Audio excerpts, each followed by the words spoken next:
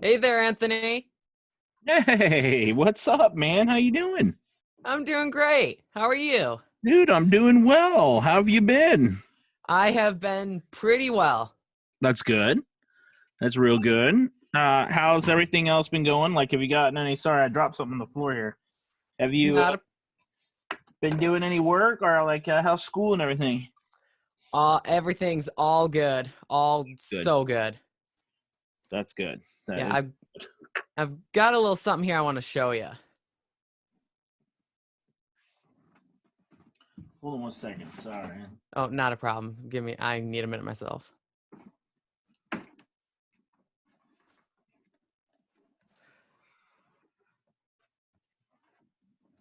Hmm.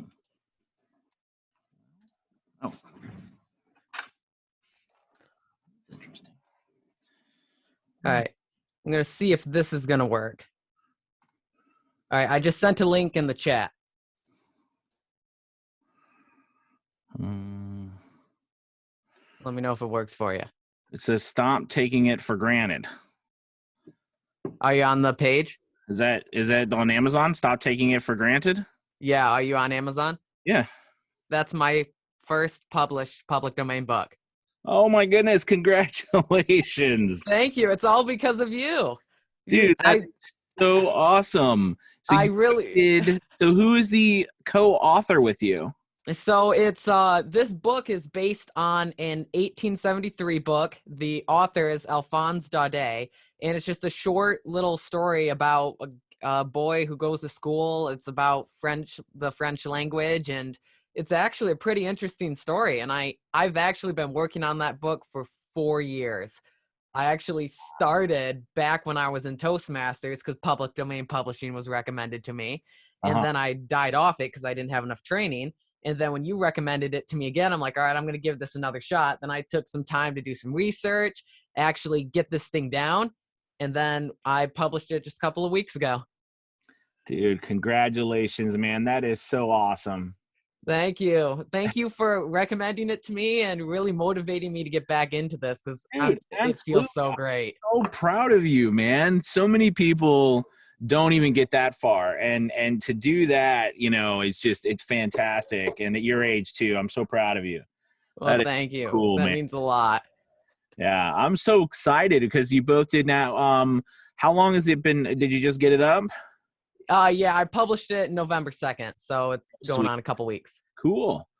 Man, congratulations. Thank you. And actually, on that note, I'm now around the holidays. I'm waiting for the RX standard to get a sale, and I'm gonna purchase that and start getting my audiobook versions out as well. Because I just ended the free trial, and I Uh-huh. can't tell you, it's awesome. It helped me so much. Mm.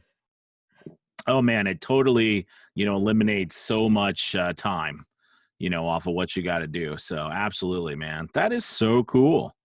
Oh yeah. It, Congrats. Thank you for everything, Anthony. Yeah. None of this would have happened if I had my meetings with you. No, I appreciate it, buddy. So, hey, listen, are you doing anything for the holidays? Like Christmas books or anything? My favorite Christmas book is A Christmas Carol, of course. So, Okay. are you doing what's your next? So you got one down, now you got a whole bunch more to go. Oh yeah, indeed. So, what are you looking at? What's your next book, you think? So actually, I'm in the middle of working on another book. I'm trying to work on my policy procedure manual as I actually go through the process because the first book I already knew it was going to happen. It's just obvious, but it was a mess. I mean, like I didn't know what I was doing. I mean, I was still trying to figure everything out. Mm-hmm. And now I'm just kind of going back through it and doing it again. And I found another book. I don't even know much about it, which is the crazy thing, but I think it's called A Resumed Identity. And it's by an author. I guess he actually mysteriously died or he was murdered back in 1914, I think it was. Mm. So, yeah, I'm actually looking on that. But on that note, this would actually be a great time to look into Christmas public domain what That's what I was works. trying to say. That's what I was trying to say. I mean, even so, just to have it up on the thing, but also, mysteries always do very well. Like take a peek at, H.P. Lovecraft and different, different authors, you know what I mean? I'm not sure when, I think HP Lovecraft stuff's in public domain. But yeah, absolutely, man. Hey everybody, how's everybody doing? Hello. Welcome. Good to see you guys. So what's happening? People, it's quiet. They're all muted. Talk. They were like, I ain't talking. All right. Well, remember, we're supposed to be talking tonight. Your job is to bring questions to answer, for us to answer. Oh, believe me, I can be talking all night. I have questions. Hey, that's a good thing. It's a good thing to have questions. Yes. Yes. Yes, I have questions too. You want Just me have to noise type? in the background. Good. No, and that's okay. No, we can wait until 7:30. But yeah, no, that's good. That's good. But how's everybody doing for their week? We've got Thanksgiving coming up, so I'm excited about turkey. Although I have to tell you, we're moving. So I'm moving. Oh, congratulations. Oh, thanks, man. Thanks. It's been crazy trying to get this whole thing up and running. And finally it is. And so now we got to be out by the 9th. And I have to tell you guys, like, I am honestly, I have not moved since I have built my studio. You know what I mean? Like from my previous home, you know, I had my hobo fort. So when we moved here, you know, I reset up the hobo fort, but I've not moved since I put up the whisper room, since I put all this stuff up. So I'm scared. Like I'm nervous just how it's going to go, you know, like doing the stuff over Zoom and stuff. I mean, that's fine because as long as I have an internet connection, I could be on a laptop or anything, but you know, and I can use a mic on the computer. That's fine. But you know, for the audio, you know, I've got to have my stuff. So I'm hoping, you know, I got to get that booth and everything set up straight away, right, when we get into the new place. And, you know, I wanted to set up a whole new studio and everything there, you know, and do this, like, you know, I was going to get one of those prefab, like, 12 by 24 barns or something, you know, like those things, and then they'll have it, like, deck it out inside and stuff. But I haven't had a chance to, you know, do any of that yet because it's so close from the time that we take over, like, because we're not moved in yet, you know, we don't own the house. We don't close until the 13th, but this house is closing on the 10th.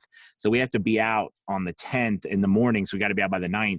So I was talking to the mover. I was, you know, trying to get movers are coming over on Friday to give us a quote. I mean, we've been packing and we have more people. Like we sold the house in one day.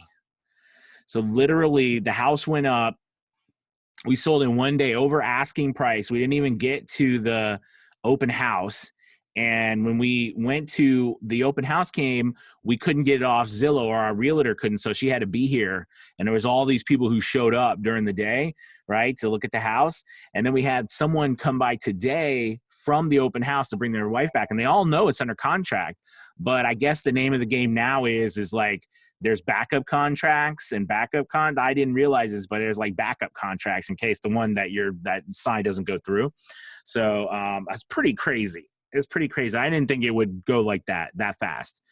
So we were just super excited about it, but it's nervous. I'm nervous about it.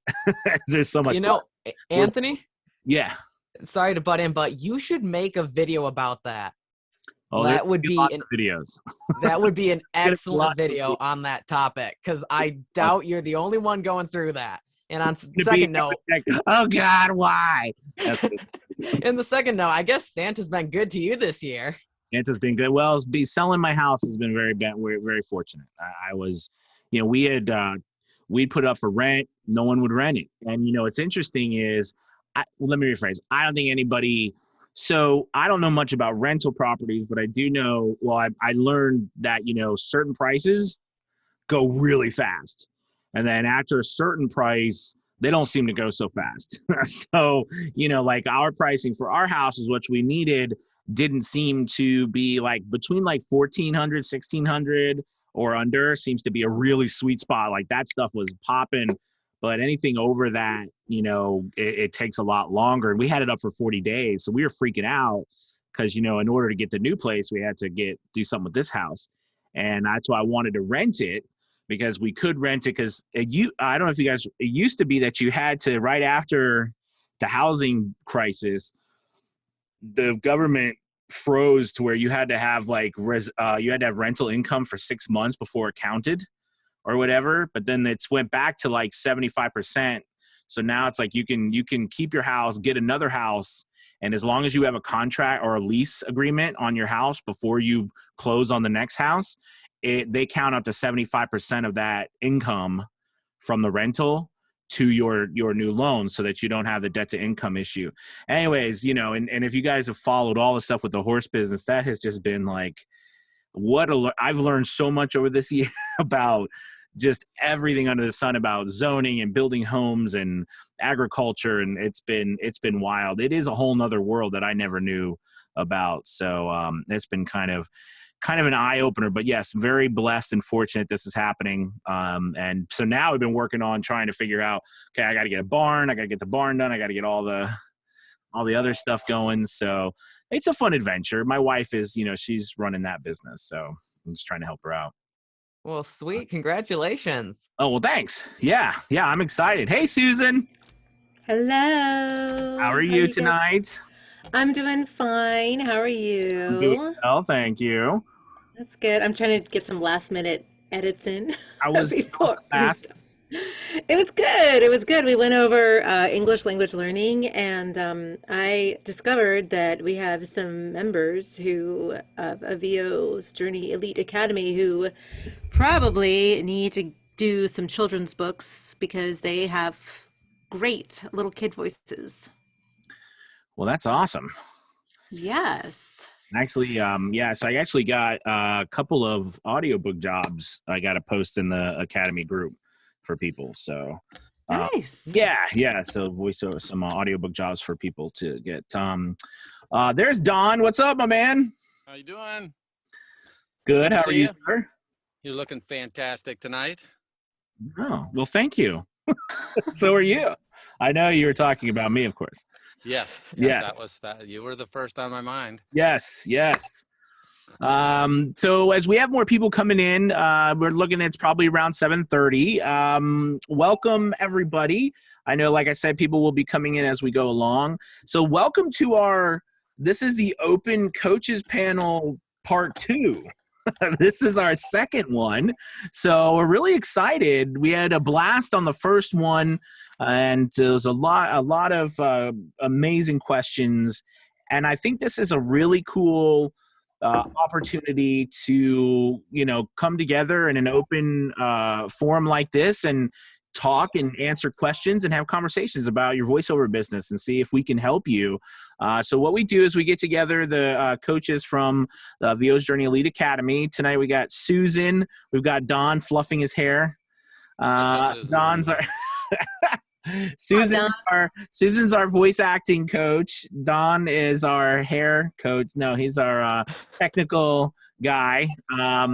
And let's see, we have, is she here yet? Angela's not here yet, but she'll be coming. Angela does a little bit of everything, marketing and business systems, and I have no idea what I'm doing. So, it's kind of one of those things where we want to always surround ourselves with the smartest people we can find. So tonight, let's do, because I always assume, and it's never good to assume.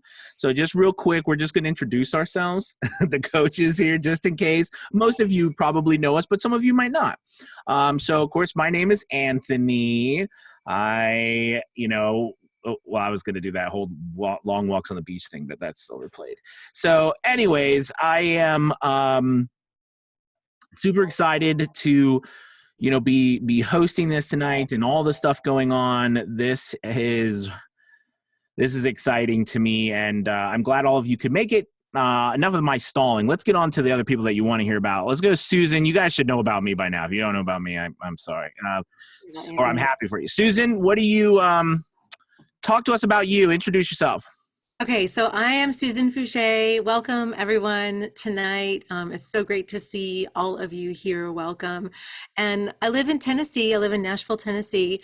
I started my VO's journey back in 2013. And for the Elite Academy, I teach the voiceover delivery class every Monday night at 5 p.m. Eastern Standard Time. And it goes for about an hour, sometimes an hour and a half, sometimes 2 hours, just depending on when we can get all the questions answered and everything. The group is exceptionally talented, and when you come to the group, you will learn tips and tricks about different types of delivery, because there's so much out there in voiceover. It's not just commercials, audiobooks. I mean, it's everything. Tonight, the lesson was about English language learning for e-learning. And that's a huge genre right now, because so many people are trying to come to our country and they want to know how to speak they want to know American English. They want the American English accent. They want to know all the idioms and the phrases. And so I personally do get hired a lot to record English language learning courses. So I shared that tonight, and hopefully impressed upon all the people who are attending tonight that they need to go ahead and make a demo for this particular genre and get their samples ready and go ahead and start making money in this genre. That's what it's all about. That's my goal for all of my students, is that they're just successful in this, that they make money, that they live their life how they want to. A couple people tonight in the class even brought up that, they wanted to become voice actors, because they were reading books to their kids. And, they realized that they had a great voice for this. They like doing the character voices. And that's how I started. My son has dyslexia, and when he was in 5th grade, he was listening to an audiobook, and I asked him, I was like, "So what do you think of the book? Do you like the narrator? What do you think?" And he said, "Well, I like it, but Mom, you do a better job." And people had always said, "Your voice is so good, and you do these funny accents, and you should get into this." And when I was ready, I was ready. And so that's maybe where you are right now, where, you're one of these people where people have just constantly said, "You have a great voice," or "You do funny accents." You're in the right spot. I promise you're in the right spot. And, the Academy teaches you the skills that you need to get clients, get business, get work, make money. That's the whole point. So welcome. So glad to see all of you. Welcome.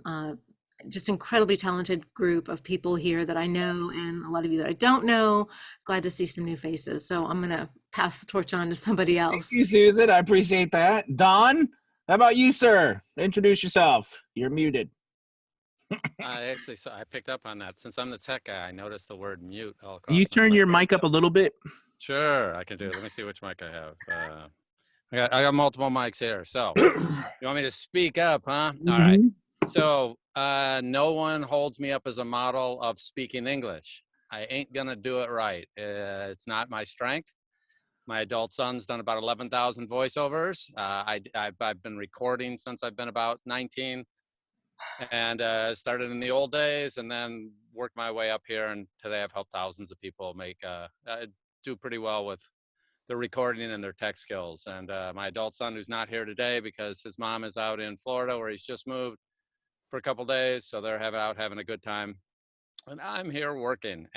But I'm having a great time with you. So most of you already know me. I'm in more groups than almost everybody else combined, and so I'm happy to be here. So if I can help with something, fantastic. Thank you, Don. It's great to have you. So what we'd like to do tonight is I always kind of like to start off with some of my thoughts, just to kind of get us rolling. And then as we get rolling, either over in the chat or down below, I believe in the reactions section, I think or there's wherever, I can't remember. Where is it? The hand raise?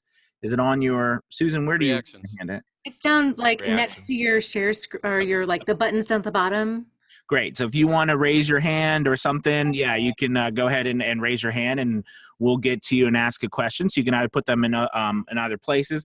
But so tonight, I think as I was thinking about what to kind of focus on, I think starting out, and I think that is I'm always constantly trying to figure out where I am right now. What do I need to focus on right now? And how do I determine, okay, what it is that I need to do today, all right, as opposed to the things that I would like to do, but that are not going to move me forward. And I was trying to think about, how could we talk about this tonight with, the idea of, either you're just starting out or you're new and so forth, because, all of us are in different places. When I first started, I literally, the only thing I was trying to figure out to do was like, well, why do I get these popping noises when I'm talking? How do I get rid of these popping noises? Now, I didn't even know what a pop filter was, and then I built one out of pantyhose and a wire coat hanger, right? And that was my first pop filter that I took the wire and wrapped it around the pole. We don't know what we don't know, and so figuring that out, whether it's your audio, whether it's your voice acting, whether it's I've done all these things, now what? Figuring out where you are, understanding the right questions to ask. You might be where you are right now, possibly, because it could be a variety of reasons. You're just starting out, or you might be asking questions that need to change a little bit. Like for example, instead of saying, why is this not happening? We need to ask, how can I make this happen? Where can I get the information I need? What you all are already pretty much part of a VO's Journey Facebook group, so you're in a good group. But what group do I need to be with? So these are just things to think about, when you're getting started. And to me, what I was hoping tonight is that, if people didn't have a great deal of questions, hopefully this would spur some ideas about, hey, where are you right now? And do you have any questions regarding, hey, I'm here. I don't know what I need to do next. What should I do next? What genre should I go in? Is my stuff good enough? How do I know if I'm good enough to get work? I just need to figure out how to get rid of this noise in my background, stuff like that. So, these are so I want you guys to think about that and, fire away with some questions or some ideas for us so we can answer them for you. This is y'all's opportunity to just pick our brains. For the next hour, we got Stu with a hand up. Yeah. Sorry. Hey, I figured I'd jump in. Woo. Yeah. So I got in on Voice 123 about a year ago. I spent a ton of time on the other side of the mic writing scripts for TV and ad agencies, globally. So I was like, hell, I'll give it a shot because I know I can act out the parts. I've presented everything like 1,000, different scripts. Anyways, I did that. I did the first level of pay for Voice 123. I've gotten about 20 gigs since last November. Right. So that was my gig. I was like, I'm going to see if it pans out, if it's legit, if I do have, potential. Yeah. I'd venture to guess, yeah, I have potential. The majority of it's been commercial, but I've actually acted out a screenplay for a guy. I've done a non-word voice character for a very popular iOS game. I can't say the name because the character's not out yet, but okay. It involves produce and knives, or hands as knives. Anyways, no, it's knives. But anyways, so I'm about to come up on a year. I was thinking of going up one notch on the the pay. Like I don't even know what the tiers are, but like not bottom pay level, but the next up, just to see if I can get to a lot of the auditions quicker so that I'm not fighting more competition. And while doing that, set up a website. Do I need to have a website, or can I just be shipping demos? And should I go after agency, studios and all that stuff? I'm like, no, thank you. No, it's a great question because this goes back to actually what we were talking about, right? There's different paths, right, that you can take, and being able to choose one path and focus on it. I'm a big 80-20 fan, meaning like you pick something that you're going to double down with and you spend 80% of your effort on that. And then on the back end, you spend 20% of your effort. Like for example, the reason why I like pay to play sites or freelance websites is because they're doing such an extreme amount of marketing for you okay, right off the bat, that you have an opportunity up front to make more money and get more opportunities than you do if you start just out on your own. Okay, like for example, building your website. Okay, however, I'm a firm believer that everyone needs a website. All right. So to me, what I would recommend to you, or some of the thoughts is that, move. I mean, like if you got 20 gigs in about a year, I mean, that's actually not that bad. I don't know how much the gigs were for, but that's actually pretty decent, right? I mean, because if that, 1,100 down to 100. 1 to 2 jobs a month, all right, basically, on an average from those platforms. And that's at the lowest tier you said that you were on there? Yeah, lowest paid tier, not the free tier. Yeah, and I think free with them tiers. moving up to, I know for me, I've been getting actually more work from them ever since Backstage bought them. Backstage, yeah. It seems like, I don't know, it just seems like more work is coming through. I'm not sure, but it seems like it. So, my recommendation is whatever you choose to do, whether it's one of those sites or another one, double down on it and then spend, 20% of your effort on the back end slowly building out your website. Because remember, your website or your personal marketing, that's that's just, like these people that I like, for example, Bill DeWeese. I love Bill. Bill's an awesome guy, right? But if you listen to Bill, right, I mean, I've heard him talk about, it's taken him, he's 20 years. Like he's been doing this for a long time and started a long time ago with some things, and that's great. But, it does, all I'm trying to say is it brings up the point where, the type of stuff that you do on your own personal marketing, it takes time to build a relationship. It takes time to get repeat customers. Whereas these other business, like the freelance and the P2P sites, I mean, they're spending millions and millions of dollars a month on marketing, bringing stuff to you. So I looked at it for me personally as a way for me to get business and make money up front to fund myself on the back end, building out my brand slowly. Does that make sense? Absolutely. Yeah. Thank you. Okay. Great question. Yeah. All right. So does any of the other coaches want to, I know I just started talking. I was just going to say, I think it is really important to have a website. I think everybody needs, even if it's just like a Wix website, because casting directors and clients, people who are going to hire you, they will check you out, even if they find you on Upwork or, something like that. I promise you. Doesn't matter where. Can I follow up to that? Because I have a question there. So I have reached out to a couple of people, and I can give my voice 1, 2, 3, all my samples scored up and categorized there. It's not a website technically, but it's got, it's got my write-up, sort of my intro or my bio. It's got an image, it's got that, it's got my name, it's got contacts, for as a placeholder. Is that legit, or does that throw people off if they're like, wait, I got to go to voice 1, 2, 3? Where are you? Voice 1, 2, 3. There's just a link, almost like a LinkedIn profile. You can link to your goods, and they can scour it all, by character, by commercial demo, by narrative, blah, blah, blah, on and on. Right. So yeah. Just as a placeholder. That's why I was saying to me, or I'm sorry, Susan, but I was just saying that starting out, that's great. But just remember, all the work that you do, you're driving traffic to their website. Yeah. Right. And you don't own it in the end. So like my eventual goal, or our eventual goal, or at least to build, because think about it. If you had, think about how many customers do you really need? How many good clients do you really need a year? Not a lot. In order to to live a decent life. I mean, you don't need a great deal. I think a lot of us look at it as being such overwhelming, but having a website and a way for them to contact you. I get contacted quite often through my website from people who have found me on all these different platforms, and then just search my name, and they want to work through my website. This is happening, by the way, happening more and more from sites like Upwork and Fiverr.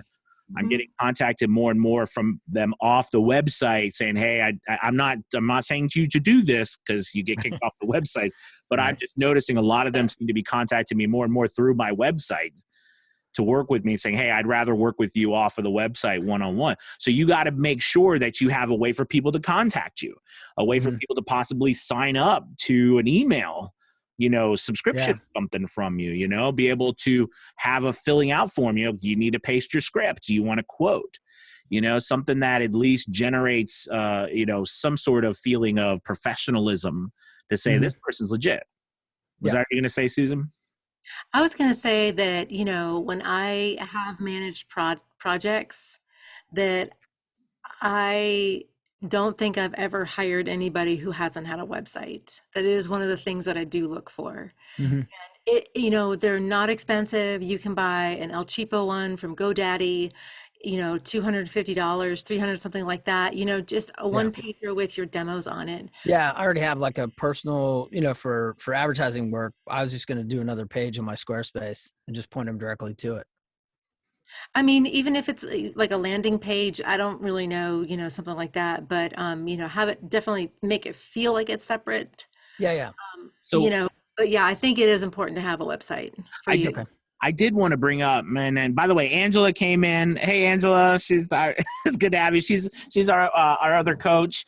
Angela, please pop in if you want. I was gonna say though, like just one thing about the difference between a website and something like Squarespace or something like that. There are two things. One, remember, most of this will bring nothing to you unless you market yourself effectively, right? Mhm. You build a brand, you have people you're driving traffic there somehow.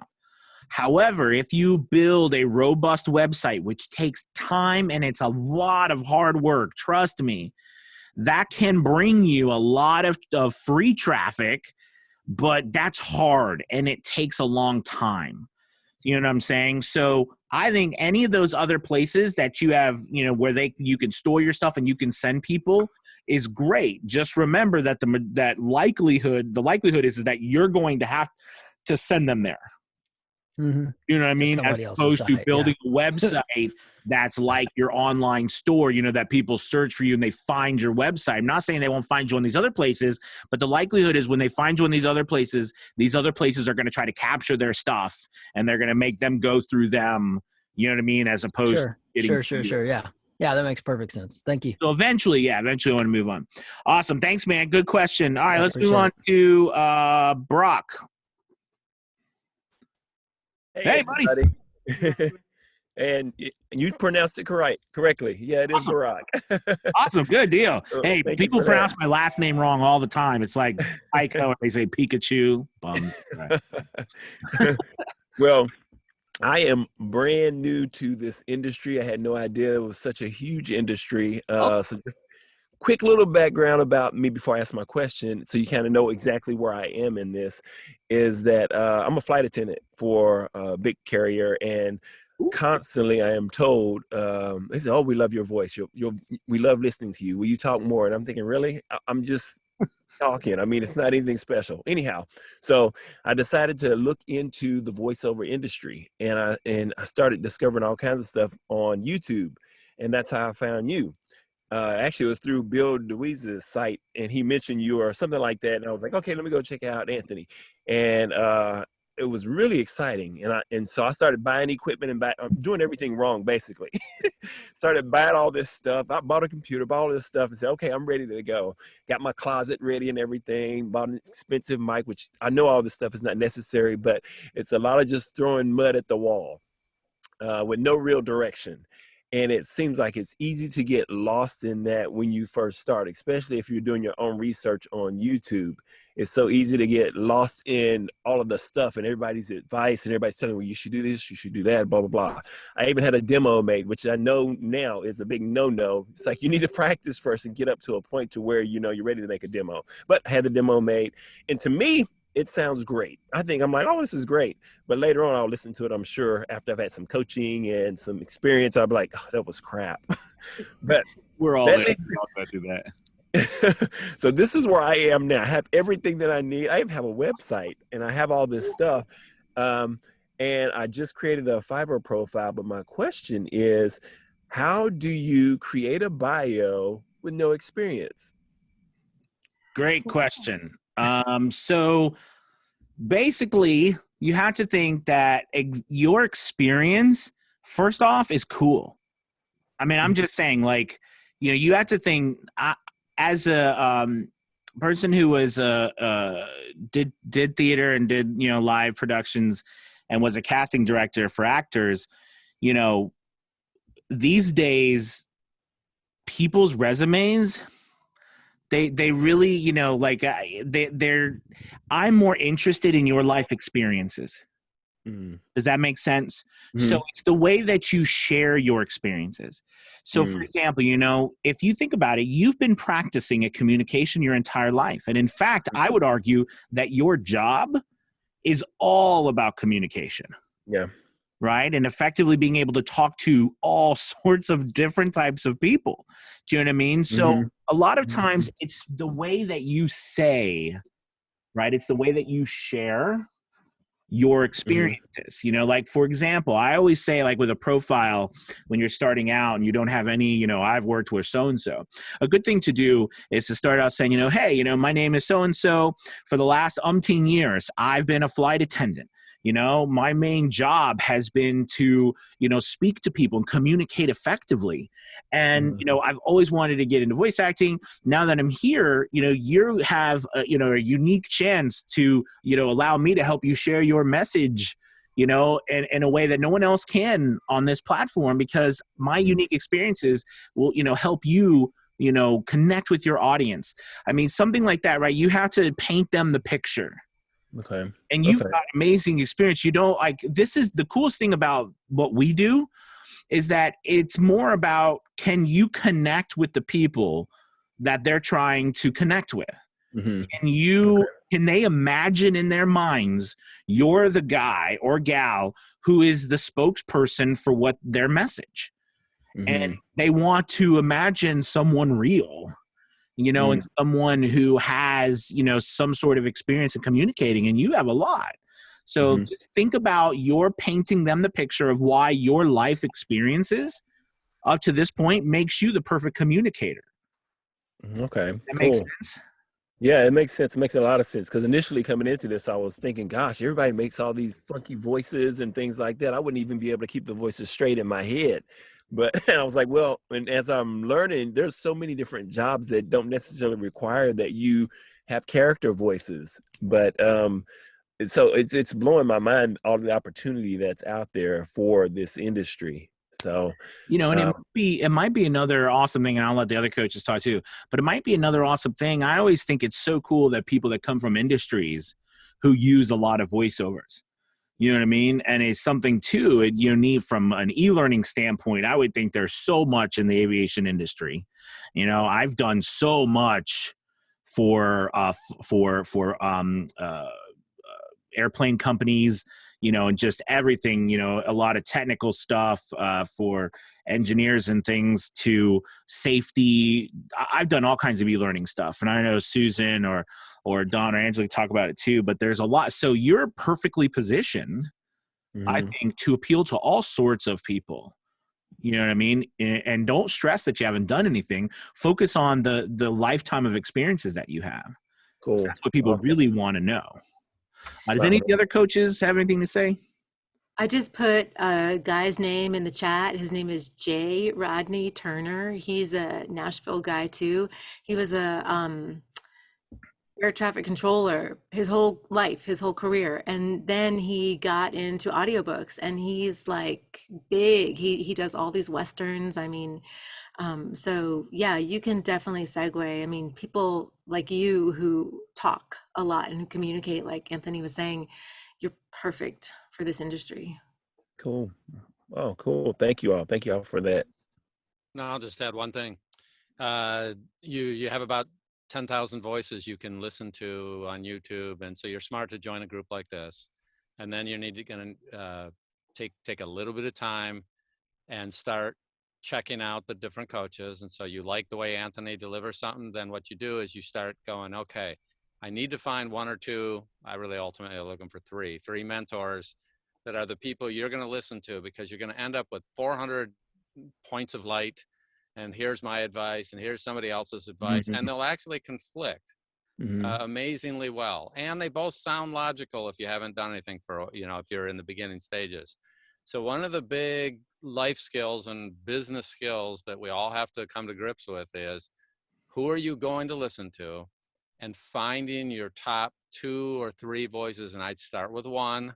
You work with one person, work with them for a little bit of time, if you're serious about this, and get what they know. And then over time, you might branch out and do 2 or 3.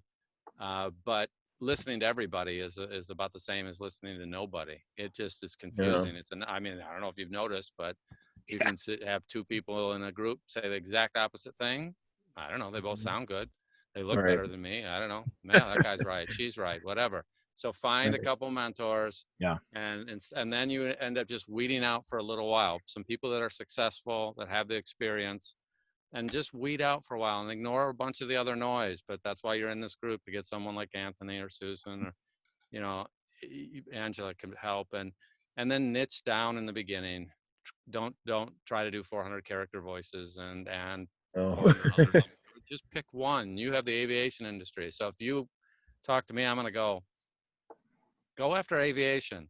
Just tell people I do aviation and transportation and communications, you know, so you could do e-learning. But point being, maybe you don't want to do that, but pick one or two and go for those in the 80-20 rule. 80% is into that one, and then you can do some other things. And over time, some of it sorts out naturally. But you got to start. So find a couple people, latch onto them, start there, and then work your way out. And the hardest thing is vetting those people to make sure that they know what they're talking about. Okay. Awesome. That's the trick. Awesome. Very good. Great advice, Thank you. Don. Great Yeah. advice. Don't stress about no character voices. That stuff comes later. You probably have a very, very nice conversational voice. People like to hear you talk. Take Yeah. advantage Yeah. of that. Use your natural voice. Angela Cool. does a lot of character voices. No, I hope that helps, man. And That's good. Thank you. yeah, absolutely. I wanted to get over to the side real quick, Tania. So I want to make sure that I get. So she said the single one thing holding me back from being an FTE for me is health insurance for my family and I. Not yet SAG-AFTRA eligible. Are there other opportunities for coverage for actors and artists? Boy, this question is close to my heart because, you know, so for starters, yes, there is, you can get insurance clearly a couple of different ways. When I left my job, my wife was still working. So we had insurance through her. But when she left, right, I had to get insurance for the family. And I'm not SAG-AFTRA either. So I started looking around, you know, to different insurance and stuff. And, you know, what I found is, as I hate to say it, but it is freaking expensive. And you know, there's a bunch of different things, you know, it's so interesting. I get probably like 5 emails a day from the government and health, you know, the healthcare government site, you know, and the thing. And I have found that for me, it's actually pretty much the same for me that it would cost whether I do it. So, you know, I had to find the carrier in your area. That's what I did. And I had to put something together, but I can tell you it was so much, and I'm not trying to scare anybody, but this is a reality. It was so much more money than what we were paying when we were, you know, when we could bargain as a, you know, in the school as a teacher. I mean, it's so much more money, you know, and you actually seem like you get less. So, but with SAG-AFTRA, right, in the union, that was one of the big benefits, right, of being a part of the union, was being able to have really low cost insurance, being able to make sure when people paid you, they also had to pay into retirement and do things like that, right? That was the wonderful thing. I mean, the union really did legitimize the acting business in our country. Do you know what I mean? Unfortunately, I do think it's not done as good moving forward in our day and age right now, but there's still some good benefits to it. I personally I'm talking for me. I personally don't want to be a part of the union just because I've worked with a lot of people over my career, people who are in the union, and there are definitely rules that you have to abide by and things you can and cannot do. And you guys know me. That ain't me. But that's just me. That doesn't mean that it's not for someone else, and there are benefits. Now, for the other part of your question that maybe someone else knows, I do know that I have seen some things somewhere, some places. I think even Fiverr had something on & Co, their business, where, you know, they offer, you know, different kind of services for insurance, and you can definitely find some If you search enough, you have to go with smaller insurance companies, because I know the bigger ones charge. I mean, I'm going with Anthem right now, and it's just so expensive. But on the other hand, though, I'm writing it. I mean, I have it come out of my business account. I'm going to write as much off from my business as I possibly can. So I'm going to shut up, because my thing is that's what I do, and I pay a lot for it. But maybe some of the other coaches have some other stuff, or somebody else in the group. Hey, let me just chime in quickly. I left corporate end of last year, and I can tell you, Anthony's spot on. When you call anybody or any group that's sort of a healthcare broker, but eventually you'll find these people out there saying, "Hey, what state do you live in?" I live in New York State, and when I called New York State to get information, I got transferred to this healthcare broker salesperson, basically, and he asked me what state I lived in, and when I told him New York, he just paused and said, "Oh my God, I'm so sorry. It's one of the most expensive states." And I can tell you that the sticker shock of what was not by any stretch the most expensive plan, which I wouldn't have gone for, was almost $1,000 a month, which is ridiculous. Now, since that time, Bill DeWeese, who you mentioned in one of his conversations, talked about something called health share, which looks like a health insurance experience, but they're not insurance. In essence, it's, from what I've found so far, it's mostly a Christian-based cooperative, if you will. You join, you pay a monthly fee, and most of the things that are covered are typical things. And then it looks like a health plan, benefits, whatever. Since that time, because it's still kind of an expensive thing, I found another, and I have a call actually with them this week. It's the same kind of thing, but it was introduced to me by voiceover folks, and one of their spouses is an MD, and so they created this thing called Redirect Health. It's called Healthcare for Voice Actors. They've got a pretty good website. I can, if you guys are okay, I'll put the link in here. I don't know anything about it other than I'll check it out. You know what? You just gave me an idea, Vincent. A VO's Journey Elite Academy should have health insurance. Yeah. Why not? I need to call somebody. I'm gonna call somebody. Something new, man. Do it. Well, I mean, we're getting up there in members, and I think it's something to look at. I'm increasingly excited about the benefits of us and having large numbers, in a group, to being able to do more, because because by ourselves, it's a nightmare out there. It really, it's a nightmare out there. I mean, and like we all know, until for all my life, I always had a company that was paying, and we're only paying us. We're basically being subsidized by the company that we join. Whether you're a teacher, whether you work for corporate, whoever that organization is, that's why. It's kind of the state of affairs, in my opinion. It is super expensive, and as you move on in life, and you have life challenges, or whether it's age, whether it's family, whether it's whatever. Unfortunately, the insurance business, looks at where the expenses lie. It's an unfortunate thing. So I've always thought, this is such a powerful group of sole proprietors. Just like we had we had a conversation where Angela talked about questions that were important for voiceover actors to an accountant. The same, there should be healthcare professionals or insurance people who would want to know about us, unless industry is such that they don't like sole proprietors. It's too much because they've never had to deal with that, and it's expensive. But this one group that I found, they seem to know about the voiceover business, and that it's mostly sole proprietor. So I'm going to give them. I actually have, like I said, I'm calling them this week, because I want to compare them to the health share that I currently have, which is too expensive. I can tell you, Vincent, and I know we want to move on because we got other questions, but I can tell you that, for example, getting into the horse business, or my wife getting the horse business, and knowing that, they have, plans for people who are members of the Equestrian Society or whatever, and they actually have a healthcare because they have it for their members. So, it's something that, they're all individual businesses. They don't work for them or anything like that. They just join as being a member of their, like they pay a yearly fee. So I definitely want to look into it, because I'll be honest with you, I pay I'm going to tell you guys, I pay $1,800 a month for a family of crazy. 4. You know what I Crazy. mean? And Yeah. it is ridiculous, because when my wife was working, we were paying like $200-$300 a month.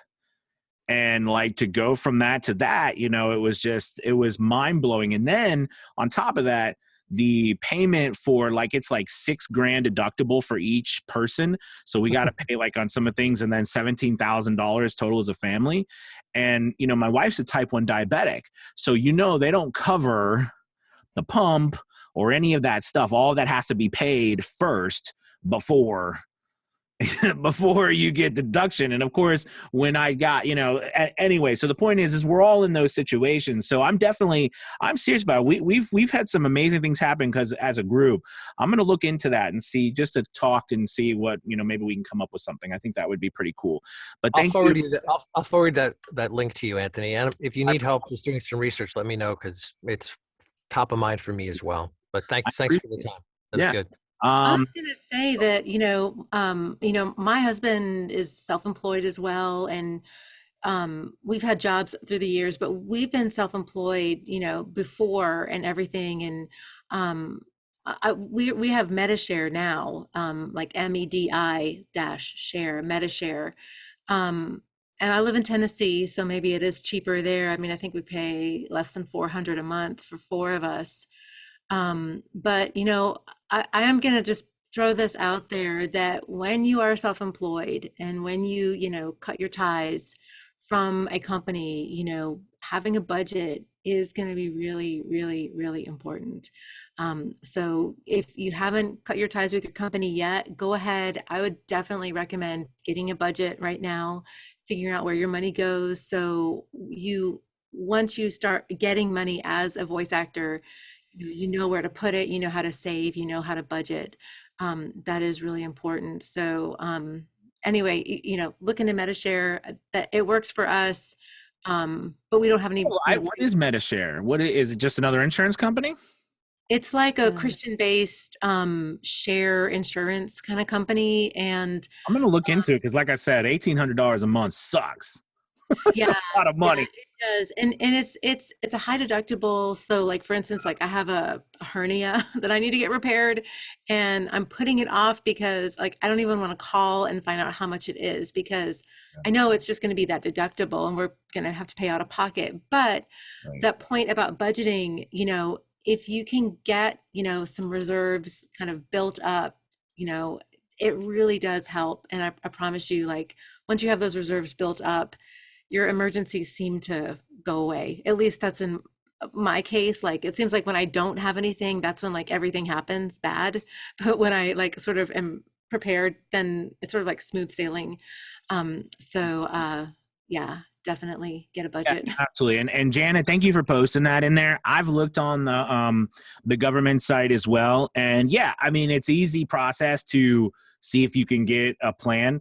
But it is tiered, which nothing wrong with it, but it's tiered as in the more money you make, the more it's to say the more it costs, and then to a point where it doesn't really matter anymore. So starting off is not bad for us if you're in that position, right? Because the government will subsidize a lot of that, but as you start making money, it goes away.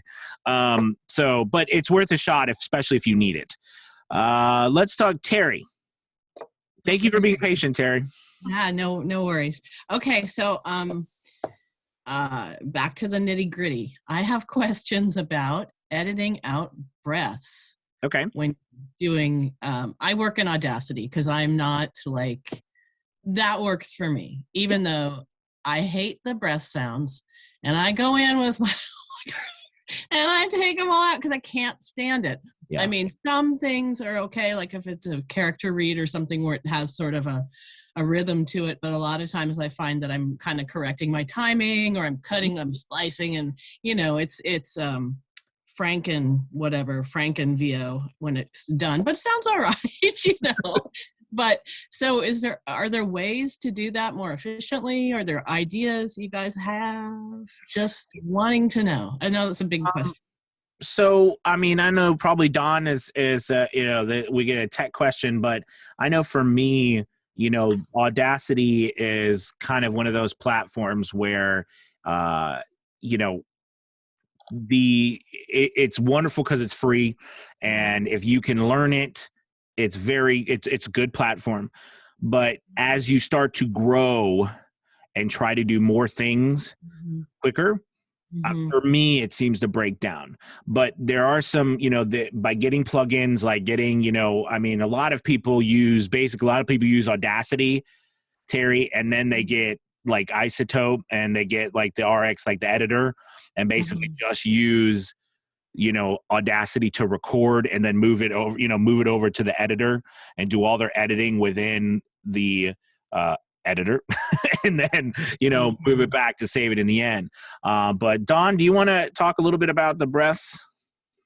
Sure. Okay. There is a debreather in RX. Waves has a debreather. So there are some tools out there, but don't get your hopes up. Okay. I've tested them on hundreds of I hate voices them. over the years. And the taking breaths out would be easy if they were like mouth clicks. The problem is there are words that have a breathy sound in them. If a female needs to do a Marilyn Monroe type breathy voice, and even when they're not, when they're just speaking. So all the computer tech in the world right now does not do breaths well. They will work well on one read, they will work poorly on another. So it's kind of funny. I'm the tech guy. So what am I going to tell you? You can beat that whole thing with your performance. Okay. You can learn I've had it. It's one of my podcasts is on breaths. It's called Booth Breathing. And it's actually a ironic name. It's called Booth Breathing. It's because I don't believe in booth breathing. This is why it's called that. You cannot breathe different. Well, I don't know about you. I've lived, I'm going to just say 60 plus years. So I've been breathing longer than most of you. Okay. Some of you combined there, and I'm pretty good at it. But what it really comes down to is if I try to go in the booth and for an hour, I try to change my breathing, or 4 hours, I still have the other 20 hours of the day that I'm doing something counter to that. Most people will not take the time to work on their breathing when they are not in the booth. What most people also don't realize, I'm crazy enough that while I'm talking to you right now, I'm working on my breathing so that I make sure that the breaths I take are not noticeable. And when you start doing it, when you're having dinner with a friend, a spouse, whatever, lunch, dinner, every time you have an opportunity to talk that you are not in the booth, if you are working on your breathing at that time, you walk in the booth and you're not thinking about that. And then if you're going to do it tech wise, where you're going in and editing it out, there are not enough hours in the day to be successful in this business if you actually have to touch 20% of your breaths in a read. It just becomes, it's not sustainable. And then furthermore, right now you have the normal thing that I call the syndrome. When somebody says including me, which I do occasionally, most of the time you're not going to notice that. If I say too often, or like, or cool, or pick your nonsense word, once you start hearing it, then you will not be able, you can't unhear it. Most of us hear our own breaths at a disproportionately high level because we are looking for them. Squirrel. Yeah. Okay. And I guarantee you, run that same run. So you need to find a mentor that you can say, hey, check this out. Let me know what you think. And then don't ask them about the breath. Ask them what they think. Say that again. I was saying, Don, I was telling Terry, bring it to the group, you know, bring Tubby when you have Don or any other thing, and let us listen to it, you know, because it ends up that that once somebody else hears it, if your breaths are truly too loud and you haven't pointed them out to me, I'm going to notice and say, hey, turn down the breath, or deal with it, work on the performance. But if you run that same audio by 20 people, you want to see, do they notice it? But you can't point it out to them. If I say to you, do you think these breaths are too much? You know what's going to happen is you're going to say, you're terrible, way too many. So you can beat it through performance. And there are a lot of things in this business that I'm the tech guy, but people misuse tech to solve problems with their performance. Short term, that's fine. You do what you need to do to be successful. longer term, then we're going to be working on things in our performance so that you guys, Donnie, who's not here tonight, I'll bet you the last 1,000 voiceovers that he's done, which would have been for him less than it'd be maybe a year. He 900 of those plus, he doesn't even listen to them after he's done recording them. He's got his thing down to where the performance is so dialed in. He can do that, and he knows based on all his processes that it'll work reliably without him listening back to it at the very end. And I guarantee it, and I mean, it's really obnoxious now. He did at least 5,000 voiceovers where he listened to every single one of those things before he was at the point that he could do that. So don't skip ahead and say, well, Barnes doesn't listen to anything. I can do that too. He worked up to that. Yeah. But it is obtainable. And the same with all your breaths. You can eliminate that. So Okay. And Talk to one I of would us. I would say too, all that of course, and then also being comfortable. I mean, I think for me it took me a long time. I would get out of breath when I first started. I don't know if any of you've experienced that, but I would be, and then I would say to myself, why am I out of breath? I'm just talking, you know? But I think the point to that is I didn't realize it's because I'm still uncomfortable doing this. You know, I'm not comfortable speaking other people's words and making them sound like mine. And that takes time. You know what I mean? So I you know, and it takes time to get through that. And, you know, you do. And also one little tip too, to help you is read ahead. Yeah, I tried to read it. It hurts. At first, kinda it's suck very at it. difficult. I mean, it's uncomfortable. When I first started making myself do it, I was like, gosh, this is really uncomfortable because you're not, or I wasn't used to it. You know, I've always been a slow reader until I became a voice actor, and I had to force myself how to learn to read a lot faster without stopping.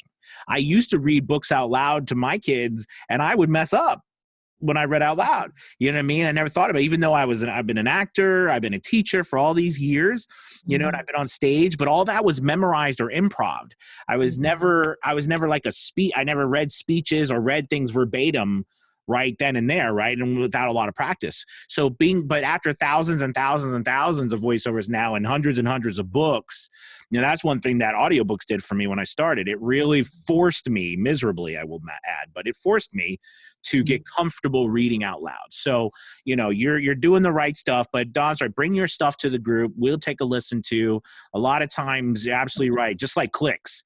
First thing Once you dial in on a click, man, you think you're going to hear so many more clicks than other people hear. You could spend hours just in one little small piece trying to, I hear there's a click. And you're like, let it go. Yeah, I guess what my thing is, I'm visual. So I look at them, I see them, and I'm like, oh crap. I just can't even like. No, I I don't- listen with your eyes closed. Okay. Sometimes. There Seriously, you listen go. back. I have to do it all the time.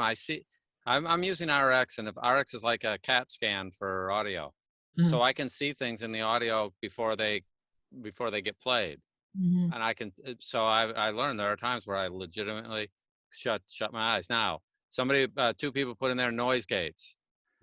Noise gates do work and can work fine for voiceover. If you're doing audiobooks, don't. And they do help short term, but they also sound funny. So it does depend on the application. There Yeah. are some cases where if there's going to be a background behind it, gates are fine. But gates were not designed for voiceover. Gates were designed for recording in studios where you had multiple mics open at once and you need to shut down one mic because I'm talking in another. I don't need to bleed between them. They make voices sound funny, by the way, but you can get away with it if you're going to have a background with your voice. You can get away with it in a lot of things, but the whole world's going to conversational. Anyone notice, hey, I want a conversational voice? As soon as you take out all the breaths to the point where they're almost not there, I have Siri or Google Maps. Right. It just doesn't sound normal. So there is a whole thing. You want minimal breaths, some breaths. Otherwise, why don't they just replace us with AI? As soon as they can get that working, because it doesn't breathe. And I predict AI will breathe 5 or 10 years from now. It will have a breath sound. They'll have figured that out. Because they need to, otherwise it doesn't sound right. I do want to. I'm sorry. Thank you, Terry. I appreciate it. I wanted to move on real quick. There was a question from Regina for Susan. She said, "I was wondering how you all budget, especially if a lot of your earnings are through Fiverr. That 14-day wait is something else, and just how to manage it. There you go. Reserves. Okay. I figured yes. Be prepared. Makes sense. Oh, okay. Well, I think it does. I think the budgeting thing is, so Susan, did you want to talk about that at all? Just a little bit. I'll tell you, at this point, what I do is I pay myself twice a month. I pay myself, like I normally would with, like, if I worked at a company or whatever, when that, first of the month, the 15th of the month, however you want to pay yourself. And then I only pay myself a certain amount. Now, if I make over that, then I don't pay myself that. I still just pay myself that certain amount. So, like, if you pay yourself $6,000 a month, say, like, that's what you need to survive, but you make $7,000 a month, you still pay yourself 6,000 and just leave the 1,000 alone, because I promise, there will come a lean month, there will come tax time, It is there will so come hard. something. So, It is so if hard. you can just get on that, I call it a budget, where, you've just decided this is how much I need to live on, and whatever else I make over that, I don't spend it. It's not like, oh, it's like I've got a windfall. It goes. And I think the more you can have that discipline, I think the more money you're going to make. Can personally. I want to say a little tip that I do that I had to start, because throughout my whole life as an employee, I never worried about taxes. I never, because the place I worked for, right, it automatically came out and they paid the other half. But I can tell you, the more money you make, no one pays the taxes. You got to pay your own. And your number one single expense is taxes. The largest expense that you have is taxes. It doesn't feel like that if you're working for a business. But here's the thing. I started doing to where every single time I earn money, I take either half of it or 60 to 70% and put it either in savings or a separate account. And then the other money that's left goes into my living expenses. Because I figure, you know what I mean? Because once that money touches my account, if it's another money, I'm like, woohoo, right? It's too much fun. Like, you really do. And if you got to find which way works best for you. But I find that if you do it that way, you never get yourself in a position where you don't have money for taxes, you don't have money for bills, et cetera, et cetera. And here was another thing that I did badly when I first started. Every penny of money I made went to my bank account, went to my personal account. I treated it like it was not, like Susan said, a salary or money. And what happened because of that, here's what happened. And I don't know if any of you are in that.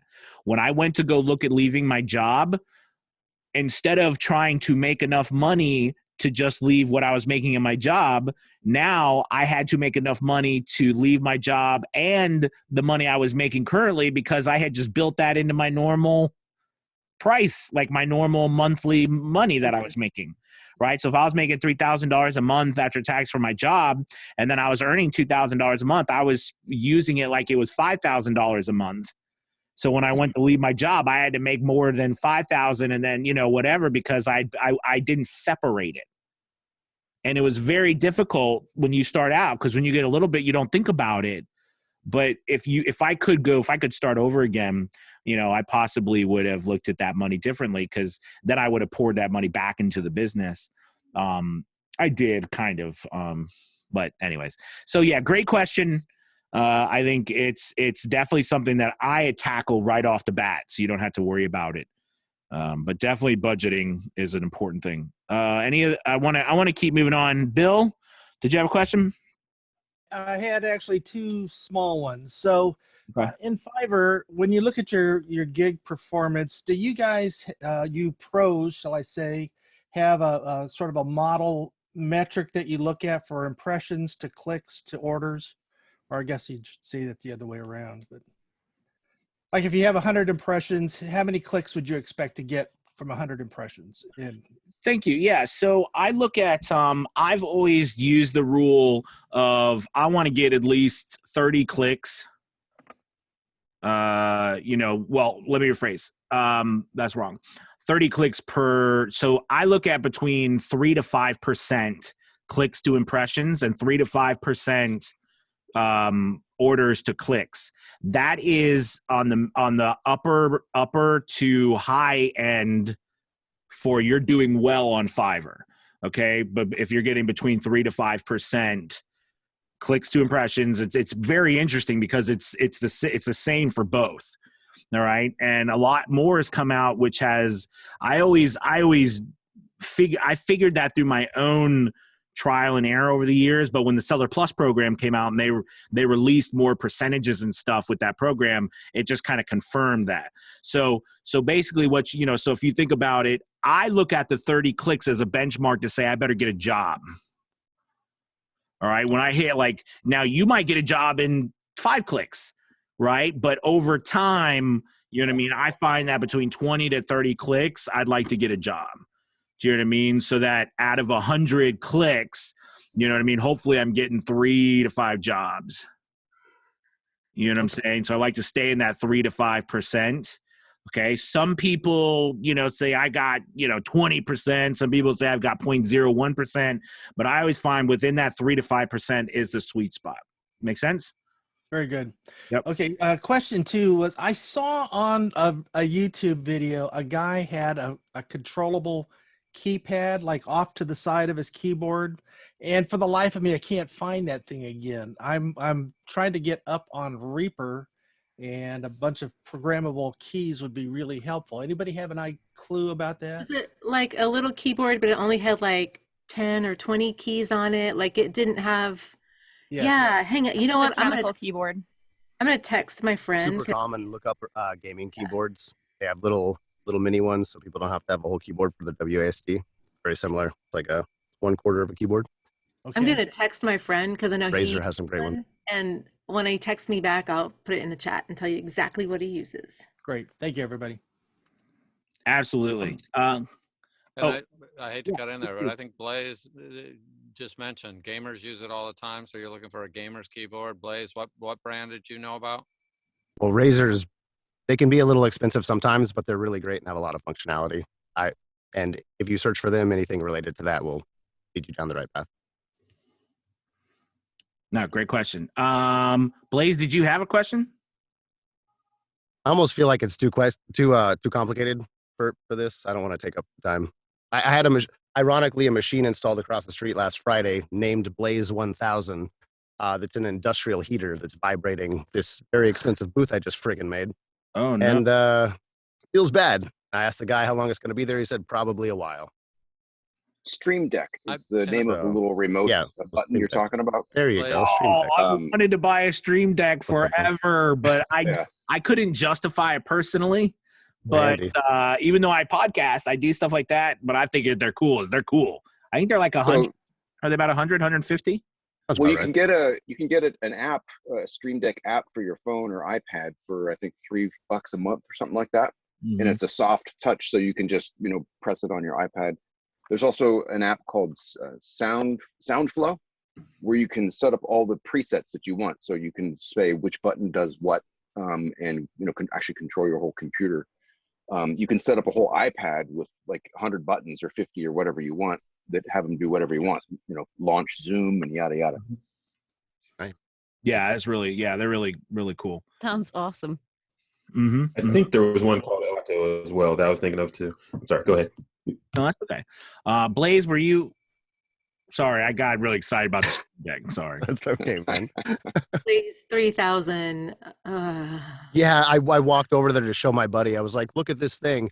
And then I noticed the name said Blaze. I was like, we all had a good laugh in a very macabre way. They build barns around the country too. I had the same problem. Well, I was going to ask how the heck do I get rid of that? I was using a noise gate, but every time I open my microphone, you still hear a subtle in the background, no matter what I do. But I feel like that's way too complicated for this forum. Certainly, you can talk to me about that. I've taken out things because Donnie has done voiceovers at hotels while he's on the road sometimes. And he's 24 hours a day, learned to ask for specific locations, but he can't always get what he wants. And I've learned how to take out air conditioner, a crazy amount of utilities out of hotel rooms. So usually there is a way to deal with it, especially if it's a steady state noise. We It got no is. problems. Yeah, it's like a Then we can steady deal with it. engine going Just or motor. yeah. So I mean, steady state noises, but just like our brain. If you have a refrigerator in the background that's running all the time, we'll filter it out. If you have a fan that's running in the background, you don't hear it after a little while. If you have a spouse, you don't. No, I'm just kidding. But for the mechanical things that are consistent, no, it's wah wah wah wah. That's what my wife hears from me. Wah wah wah wah wah. The Charlie Brown effect. But that tech's harder to get rid of. She needs like a blowtorch or something to Mine will deal just with punch me. So.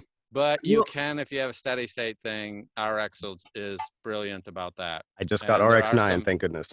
I will. So, yep. I was going to say, Anything else? Don, I was going to say too that this is a good point, just a TJ moment.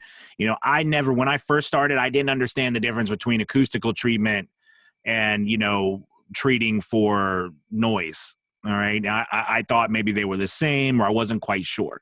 Right. And they really are two separate things. Mm-hmm. Okay. Because one, we're to actually try to decrease the noise that's in your space, in which case, you know, I learned this. I started doing all sorts of things. Like, for example, you know, I was getting weather stripping and starting to put weather stripping on my doors and on my windows, right, in my room, right? Because anytime and it gets down to the fact where anytime there's cracks or anytime there's air or whatever that's flow that can get through, so can noise.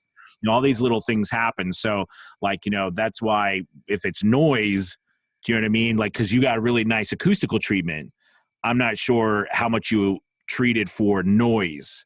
Do you know what I'm saying? So I did. Yeah. Double drywall, 5/8 and 1/4 with mass-loaded vinyl in between. I've got styrofoam and rock wool.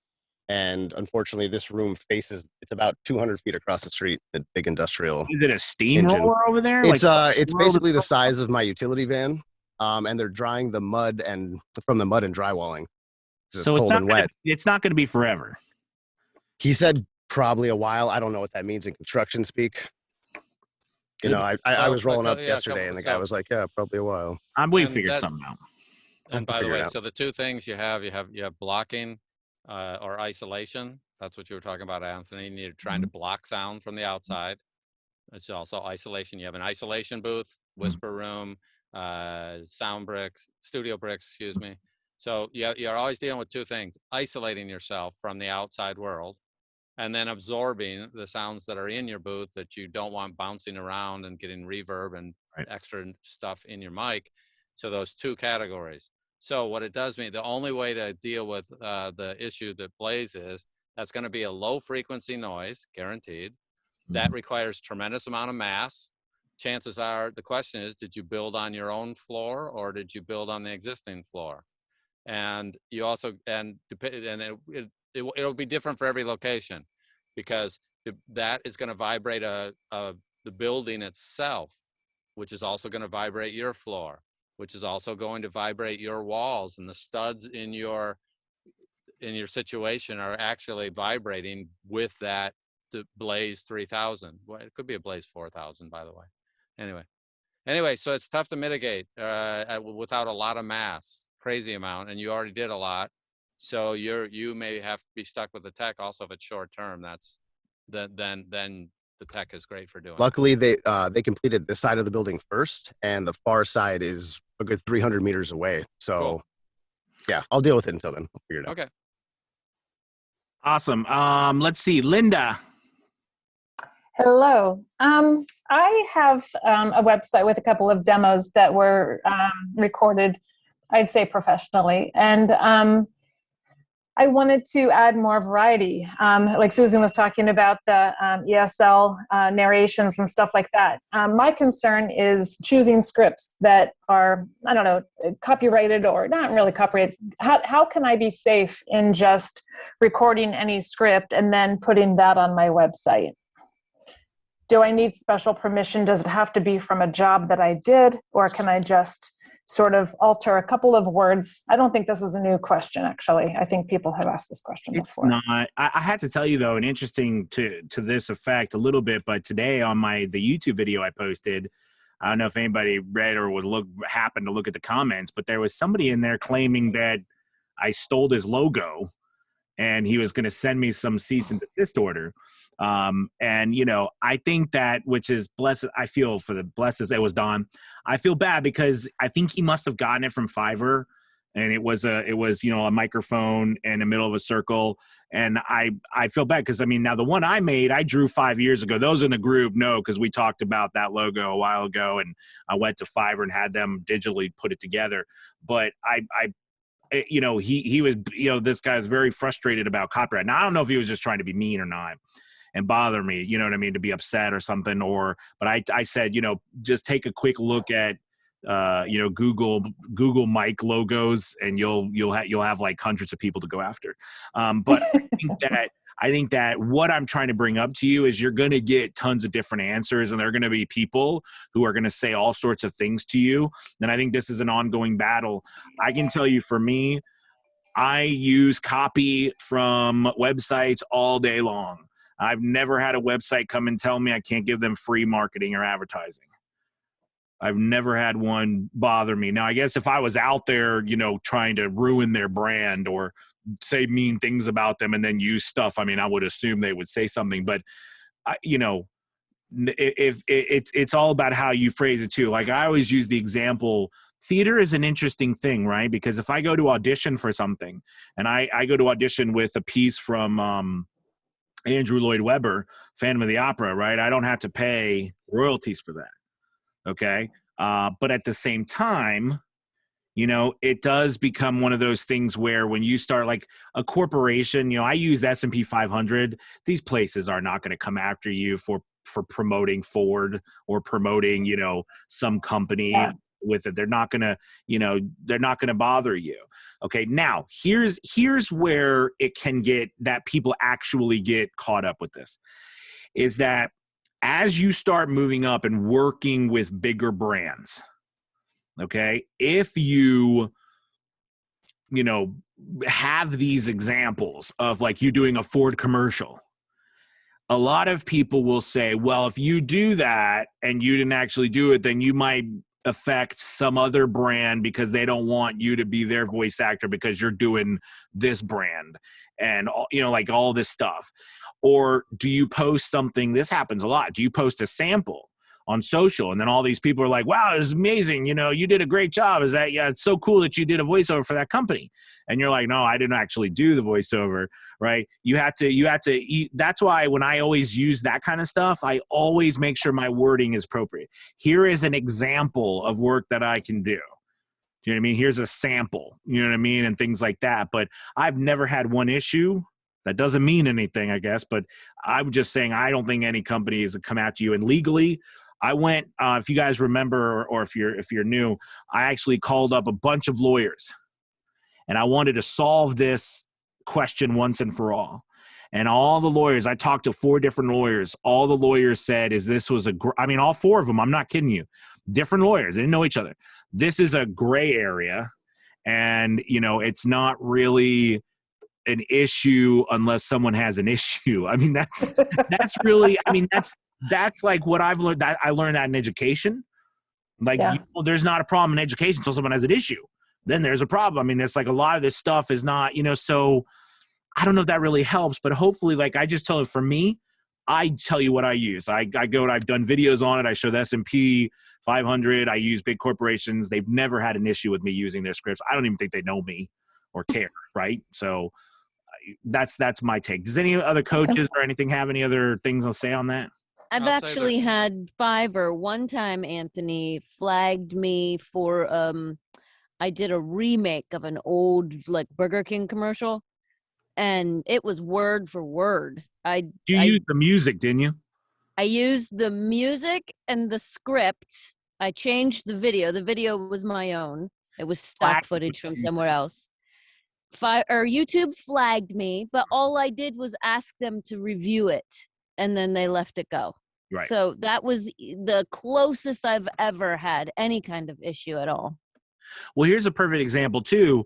A lot of you, I don't know if you guys watch, I get caught up in YouTube sometimes, like, and I'll watch these music video, what is it, where they review them, where the people get on there and they watch them and they tell you what they think about them. All right. If they stop or they do certain things, then it's available for them to make money off of, et cetera, et cetera. But if they don't, like you have to change, like they use it as change. But see, music I have found is extremely copyrighted. It has to be transformative in nature. Right. Exactly. So I always say, if you're concerned about it, just change some of it, or change the company and change some of the words around. Do a little bit. What I actually do most of the time now is I'll go to a website and I'll take strings of stuff here and there and I'll just put something and create it together. I mean, they don't have the monopoly on words. Okay. Right. So, I think it's that now, again, if you're trying to put something off as you own it, you create it, and then you're trying to charge people, for it. Remember, we're not charging people for that voiceover we did, right? Or the sample, right? We're just giving an example of what we could possibly do with their stuff. So that's where there's a difference. Especially Fiverr came out with the whole idea, and companies, that you can't take videos or artwork and claim that you're going to sell it to other people as your own. Right. So that's what people were doing. They were taking artwork or stuff and saying, here's something I'm selling to you. Do you want to buy that? And they're like, you can't do that. It's not yours to sell. Right. But we don't do that. We take what people give us, like they write, right, and we give it back to them. That's what we're selling, is our voiceovers to them, not the examples that we're doing. It's just an example of what we can do. Tony, I got a quick question. Yes, sir. Yeah, this is Matthias, by the way. Hey, how you doing, my friend? Thank you so much for allowing me to be here. But it's on what Linda asked, actually, is because I just started, and I started with XCX, and I'm trying to get into between the demos and put some kind of samples. And then I also got into voices, and they have a lot of different scripts, demonstration of different kinds of commercial for this and that and e-learning. And like you were saying, there's text that you have all the scope of the work, and then you have the actual script, and you say, okay, can you grab that for demonstration purposes and elaborate a demo for yourself? Same with ACX. Can you do that? Grab one of the books that I have in my shell and read 2 pages as a sample. Can I do that or no? So yes, you can, but I'm going to give you. But I want to give you a different take on it. That doesn't mean I think you should. Meaning that here's the thing with, like, for example, voices. Everybody is there. I mean, when I say everybody, there's a lot of people that are going to have done that. You know what I mean? And when you go on there and start listening to people, you start hearing the same things over and over again. And no offense to voices, and David. I mean, David's a cool guy, the CEO there. But I think some of those scripts aren't that good. Honestly. All right. So I always think that you want to make something, to make sure that you're looking at possibly finding scripts that are more unique. The second thing is ACX. Okay. So here's the rub with ACX. I always found it, I used to be like, yeah, I mean, there's all these books here. I'm just going to take them and do samples. But then I realized too, you know what? They're not even out yet. But here's the kicker though. At first you could be like, man, these books aren't out. I don't want to give anything away. But then you'd be like, and I hate to say this, but most of the books are not going to be in any position that it will matter one bit. And I hate to say, you know what I mean? I hate to say that, like, if you've worked on ACX enough, you know what I'm talking about.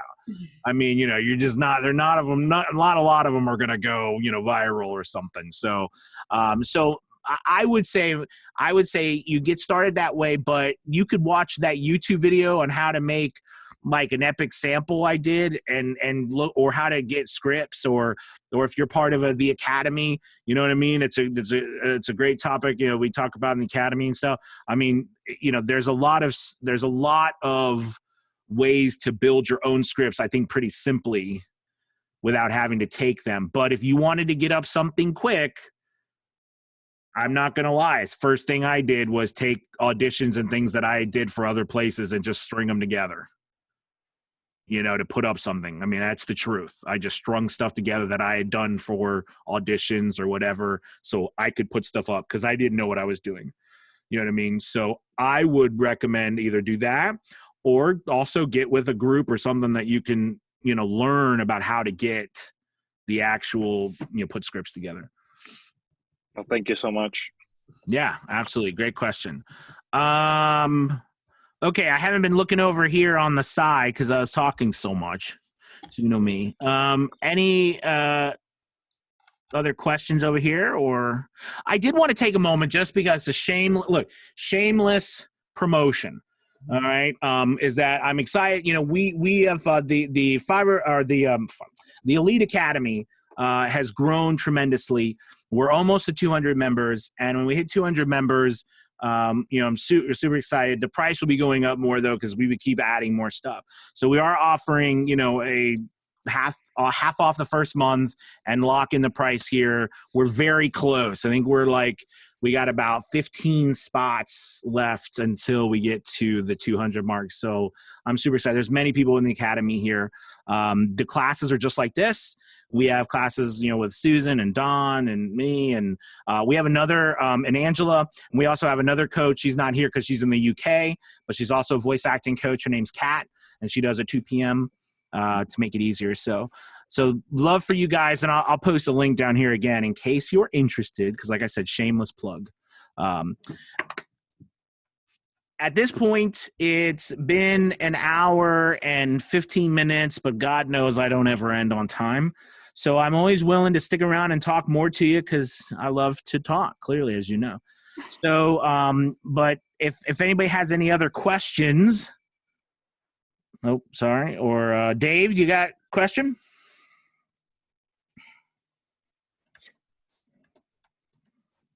Yeah, thanks. I'll take off and mute. I typed it up for you also a short time ago. I found LinkedIn to be very effective for marketing and reaching out to different people in the VO industry. In fact, that's how I came into contact with you.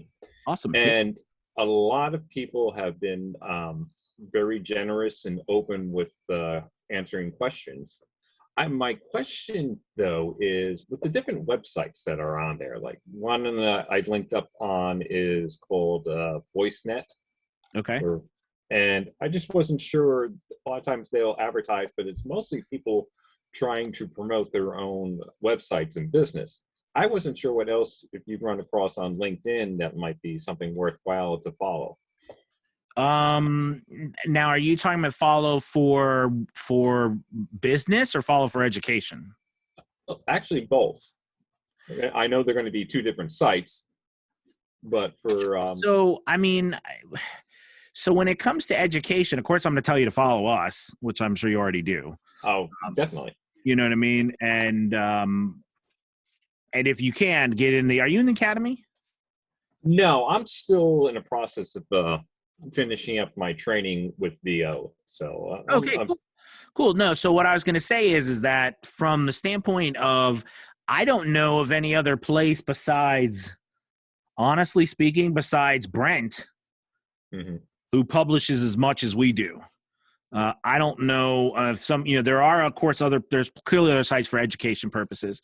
You've got Edge Studio, you got Grade for the Brain, but you got to pay them. Right. So I don't know, but when it comes to education, and when you're talking about websites, that's a hard thing because honestly speaking, a lot of these websites, and this is important for all of us to note, if you notice, you don't see these websites because they're not marketing to you. So if you're marketing and the only people that are seeing your stuff as other voice actors, you're doing it wrong. You know what I mean? I mean, like, honestly, right? Because like if you're trying to get work and you get a lot of voice actors are like, oh, you did a great job. We're marketing. You know what happened for the longest time? And this is a perfect example. Do you guys remember, were you guys getting inundated by all of the AI software that was trying to sell voiceovers? I was getting email after email after email for a period of time. And then have you noticed it all stopped? I haven't gotten anything anymore. All right. Because they figured out that they were marketing to the wrong people. They were marketing, or they realized voice actors were probably sending them too many dirty messages, I'm sure, or angry messages. All right. Like, leave me the F alone. Okay. Because we're not always the nicest bunch. But I think that, that's something to consider. I'm I'll open it up to the other coaches, but honestly, I'm going to be open, Dave. I follow very little because I can't find anyone, on LinkedIn that I follow group wise, other than maybe individuals. Like Corey Disson. I like Corey, but Corey's just kind of like a punch him in the face kind of guy. And then like I said, besides Brent and Don is on there and some other people, besides specific people, I really don't follow that many people on LinkedIn. Is there any of the other coaches or anybody else have some advice for that? I'm just going to throw in that I found a lot of useful podcasts. In fact, that's how I originally came across you. Oh. And a lot of them give some good background information, not really geared as much towards the beginners such as you do, but a lot of them do have guests coming on and talking about different parts of the industry and how to work on different problems for promoting, as well as making your VO presentations much better. And Dave, you're talking about actually like getting voiceover industry advice, not necessarily finding work on LinkedIn, right? Well, a little bit of both. Like I said, the one is, I think it's TV VoiceNet or VoiceNet TV, something like that. And they will throw out at different times, send an audition in for, they're looking for a specific type of voice character.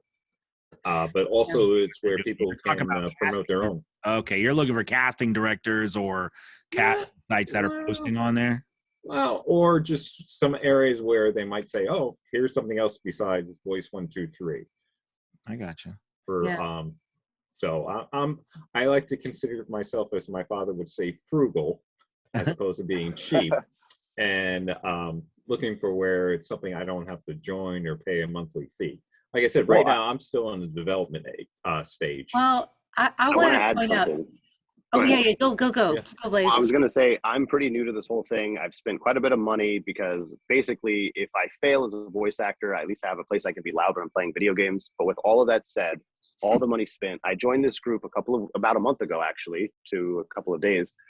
Best $67 I ever freaking spent. I'm sorry to like shill for you guys, but and then with the addition of the Discord and the experienced people that join there, they've been helping me and encouraging me, and of all the money you're going to spend, join a community that can be positive, man. Because for somebody like me that's really nervous to perform, I'm just glad that I found you guys. That's all I want to say. We would have never known that you were nervous, Blaze. You never act like you're shy at all. But I was going to say something about LinkedIn.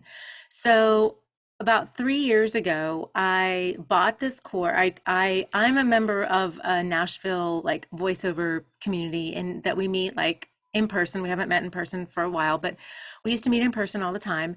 And they did like an e-learning session, and I'm a big e-learning person. And so the people who were presenting, I was like, oh, I'll get ideas from them because they've been in this longer than I have. And they recommended this course for like LinkedIn and how to like beef up your LinkedIn profile and get work on LinkedIn. And I did the course, I did everything. And I realized I am just a shy, like, I don't really like to talk online. Like I'm not a big online person, but I did do a little bit of marketing on LinkedIn for instructional designers, for people who make the e-learning courses. And so what I asked them, like once I kind of got a relationship with the few that I don't know, maybe like 50, 60 different e-learning people. But I asked them, hey, where do you get your voice talent? Like, hey, would you hire me? And they're like, no, we already have voice talent. So I said, oh, where do you hire your voice talent from for e-learning? And they said, oh, we hire it all from Fiverr. And I was getting that left and right when I was finally courageous enough to ask them, where do you get your talent from? Fiverr, Fiverr, Fiverr, Fiverr. And so I was like, okay. And then a friend of mine from this other networking group, he kept on saying, you got to get on Fiverr. And I was like, no, Fiverr's not, that's beneath me. I don't do Fiverr. And then finally I went to this like other meetup, and this girl who was like huge on Fiverr was there, and I was so impressed. So I realized like, I am not going to be able to get on Fiverr. Like I am not going to be able to figure this whole thing out. So I typed in YouTube, how to put a voiceover gig on Fiverr. And of course, Anthony Pica came up. And the rest is history. So The rest is history. And I bought his course. I bought his Fiverr course for $97 and like made the money back in like a week. And I mean, I'm just going to tell you that like if you're looking for, if you are cheap, if you are as cheap as me, and I am a cheap person, let me tell you something. You can't go wrong with Fiverr. It's free. It is free. They do take 20% of your earnings, but I promise you, like Anthony said, like, you know, these platforms, they spend billions of dollars on marketing, and I have not had a bad month on Fiverr since I joined almost 2 years ago. It's really, it's changed a lot of my life. You know, I can afford a lot of things now. You know, there's no issues. And it's helped a lot. So if you are cheap, you know, look into Fiverr, look into Anthony's course. I promise you, it's a good course. It really is. Hey, yeah, thank you guys, and yeah, I don't need to say anything else there. Okay. Tony, another thing that I wanted to say is that in my case, I speak more Spanish. That's my main language. I speak English, but I have a strong accent. I am not still making money yet, and so I was wondering if I was considering to get in Fiverr, like Susan was saying, but I don't know if the market is the same or less. You need to get on there right now. I lose so much work because I don't speak Spanish, nor do I have any resemblance of a Spanish accent. And I lose so much work because there are so many people looking for either people who speak with an accent or who actually speak the language. And it is gotta get on My Fiverr, man. experience as well. I didn't know that. a massive market, and it is probably one of the largest growing markets right now. And because remember, Fiverr, I think it was, whether it was last year or whatever, remember they did that big campaign where they boosted their stuff to South America and Brazil and stuff, and they did a lot of work moving, you know, to Central and Southern America, right, and it's South America, and they really, there's a lot of work on there. And I always say to myself, I wish, I'm not lying, I've lost so many jobs because they're like, sorry, you just are not, you're not in. You're not convincing anybody that you got an accent. I'm like, it's the one, I sound like a caricature. All right. So it's not, so you listen. Come on, Anthony, let's hear it. No, do it. You gotta do it, man. No.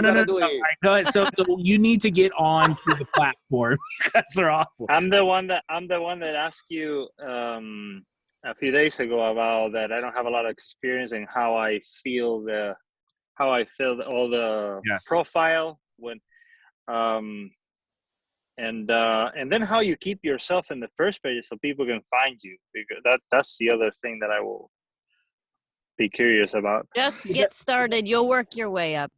You will. Thank you. That's very And by coming to these types of things or being in these types of scenarios and situations as much as you can, right, where you can also get good immediate answers to your questions so you can keep the ball rolling, that's important too. Because I don't know who I've experienced as a horrible teacher. I mean, if you think about it, the time it takes and experience, it takes you so long to learn. Okay. I mean, so, you know, it's nice to have, you know, a group, a coaches, people to help you through that. Don, did you want to say something? Yeah, the real thing is you don't need to know everything before you start, and you're a guy who can walk in and have a niche, and don't tell anybody on that platform that you speak English. I mean, essentially ignore that you speak English well. I didn't know it was your second language per se. Bottom line, do it and make the most of it, and say Spanish speaking and native as opposed to the rest of us. And go for that and make it your specialty to begin with. And then later you can tell people that, hey, some of those people, by the way, I can also do English with a Spanish feel, which is also popular. There's a sub-market for that people want. So my wife has done at least 1,000 British spots, and she's not. She grew up here in Michigan. And what happens is she has a few clients. One asked her one day, "Hey, can you do an American accent?" So that was kind of us messing up. But what happened was they got her originally for that. They bookmarked her for that. That was it. But go for it in the thing that's your strength. Don't compete with why do you want to compete with all the dumb Americans? Okay. Go for your strength. You've got to take the niche and just go run with that. And then you were saying, how do you keep yourself up front? You don't have a gig up there. So who cares how to keep it up front? Learn that as you go. Do more, think less, Right. and get around good people. Part Okay, of because what if I you can created. combine that and get some momentum going, it works. Absolutely. No, absolutely, man. So yeah, so let's move on. Gina asked, Anthony, can you talk about NFTs? I won't spend too much time on that, but I do want to point out, NFTs, non-fungible tokens. It's an interesting thing. If you don't know what it is, just think of non-fungible as non-replaceable. Okay. If you change that word, right, meaning like it's unique, it's one of a kind.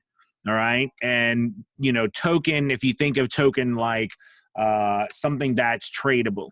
Okay. So in this case, non-fungible tokens are, if you pay attention to this market at all, it's ridiculous how much money is going through NFTs. Okay. And a lot of people, and people I speak to, like I did a video on it, and I it's interesting. All the stuff I talk about Fiverr, you'd think people would be so angry, but I talk about NFTs or something and people get really mad. Like there's people very angry about, how could you say you would have to do NFTs and voiceover? And I think you have to think, to me, it makes perfect sense. All right. Because basically, you're taking an idea of being able to have a file, and you're being able through blockchain to make sure that it is an original file, because you can trace that file. All right. And people want originality these days. And since our life is becoming more and more online, okay, and virtual, right now, big NFTs are mainly like very popular things, like, I think that artwork of that flying pig or whatever sold for ridiculous amounts or whatever it was. And, like the NBA is selling, original videos like LeBron James, 3 seconds, LeBron James first dunk or something. And like all these different things are selling for crazy bits of money. But if you think about it, all right, for us, I mean, that's going to, imagine you create something, okay, and that becomes, think of everything we create. It is art.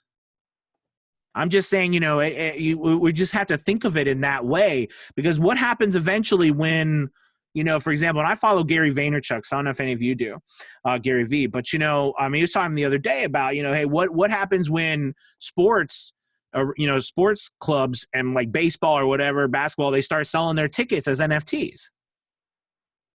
Okay, think about it, because you could get an NFT, you sell your ticket as an NFT, and then you get, for getting that NFT, you also get a bag of popcorn and a drink, and a football or something, a little football. Now all of a sudden, all these people are like, oh, do NFTs. Now they're like, I'm in, because that's how they're going to get their stuff. I mean, for us to be ready for the NFT market, so how can we utilize it? I mean, I think that there's got, no matter what you do, there's got to be value there. All right. We value originality, but with that originality, there's got to be something popular, something interesting, something that somebody is, feels like they're worth buying. Right.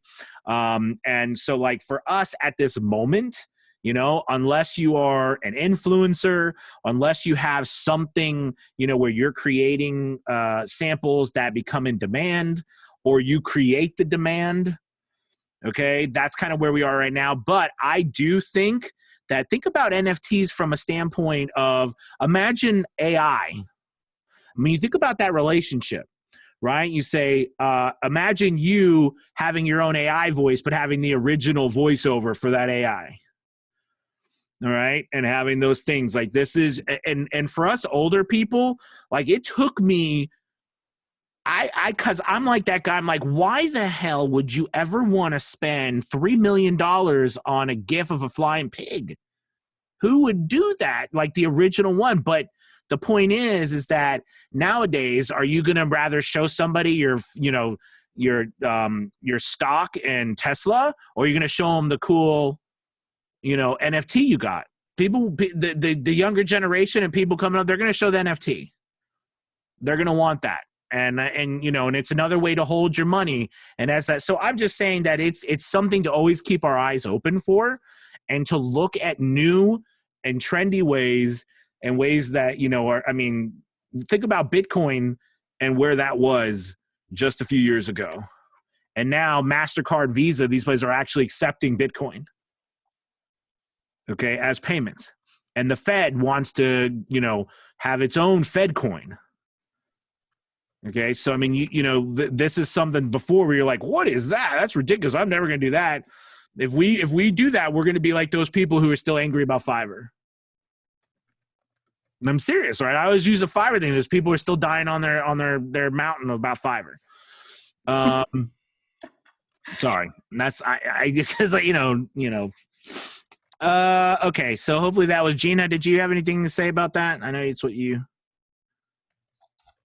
No, I just wanted to hear you talk about it a little bit more, because you introduced the term the other night to me, and I just didn't really quite understand it, and how it kind of how we could use it to benefit us and voiceover. So, yeah, I just wanted to kind of just hear you talk about it a little bit more.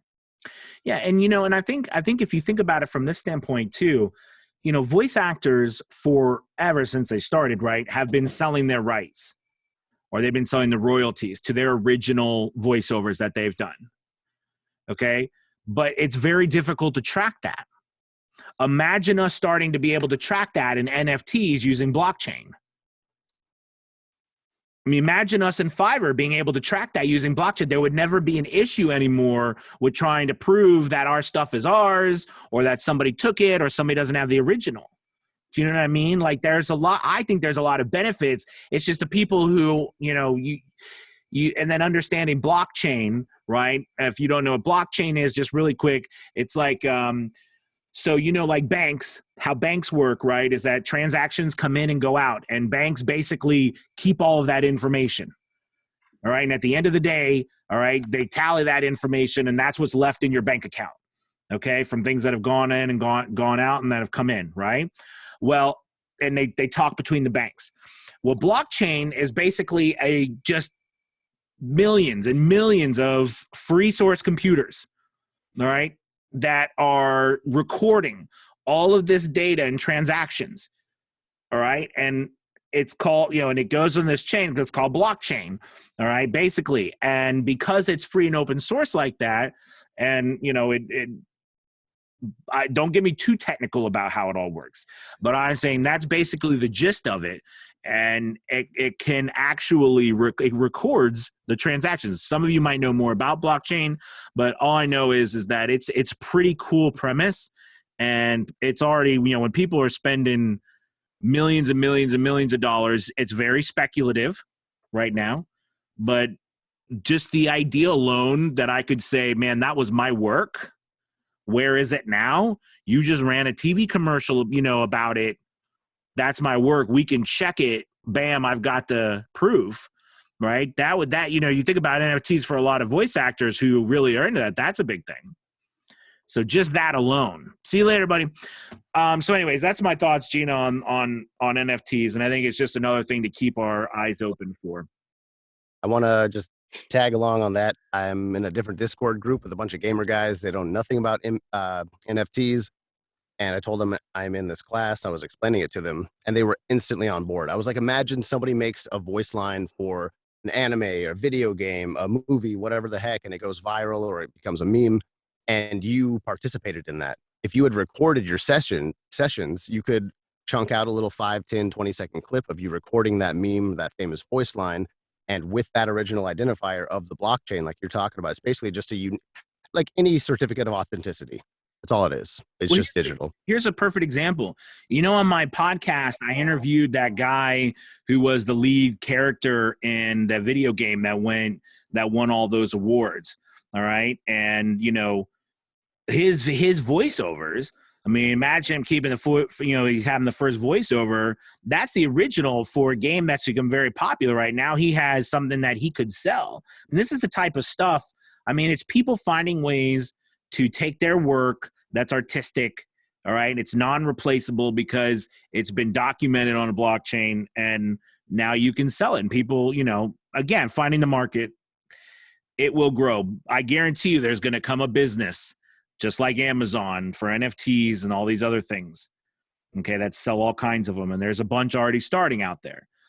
Is it ready for voiceovers? Have I found a way to use it? No, not yet, but I'm just telling you, I'm interested in it. Well, Anthony, I think it's time for you to test it out and go, well, hello and welcome. I think that's that would be interesting. That would be interesting. I could do now something that's interesting about NFTs, for example, like, what if I did 15 of those, but then with that NFT, if you buy it, you also, I also, take you to, I fly you to an island and we get to hang out for a week together. A lot of these people do that kind of stuff too. Do you know what I mean? Where you go get to have lunch with someone, or you go to, it's like there's something also special there too, right? So see you later, Don. Thank you, my friend. So anyway, so that's I know we got a bunch of other questions. Edwin, I think you were next. Yeah, actually, you already answered my question. I think falling behind Barack, Matisse, and Blaze is just about creating your own market with like the NFTs. And since I used to do like a security voiceover for stores and stuff like that, just creating your own market. So sky's the limit with that. So I'm gonna let Joe and Regina go because I know I do a lot of yakking. So thank you so much. That's awesome information. No, absolutely. You bet, ma'am. Joe.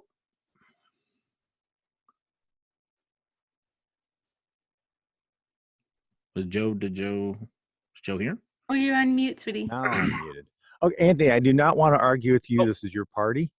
But I did want to rephrase one of the things you said about how experience is a lousy teacher, or a bad teacher. I think it's a great teacher. The problem is recognizing how it's relevant to where we are.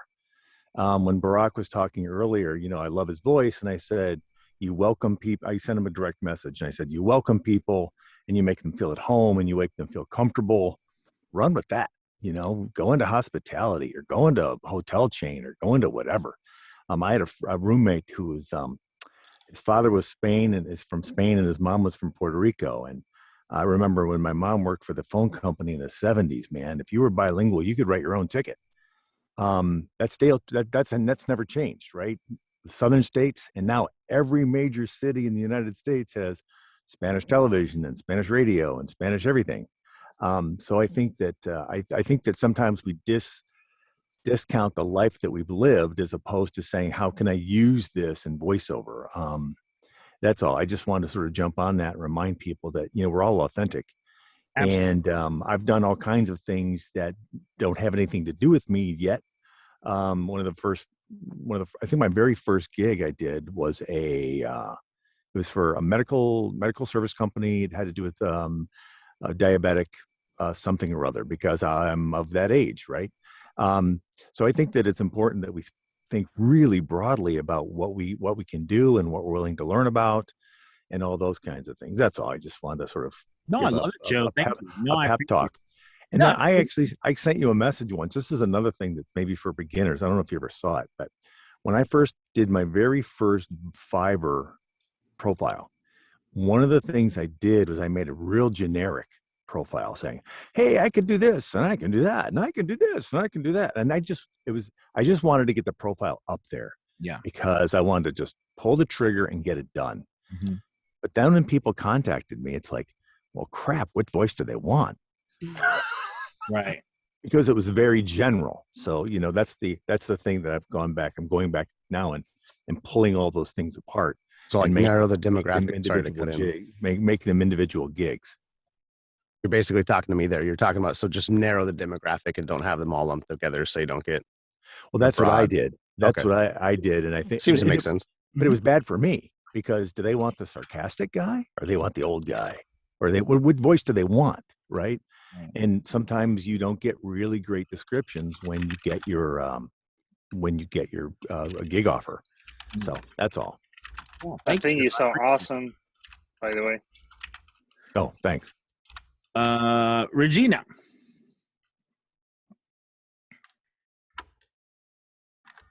Hello, can you guys hear me? Yes. Hi. Okay, yes, so I was just wondering, what are your thoughts? So basically, I've been online, like on Instagram, TikTok, and things of that nature, doing like inspirational quotes. This is before I'm a newbie to voiceover. And for my mindset coaching business, so I know the importance of, like the hashtags and all this stuff. But for voice acting, I recently created a profile and I just named it like Regina's Voices, because I thought, I might as well put myself out there on Instagram with this too, right? But I found a bunch of different hashtags and things and created a profile.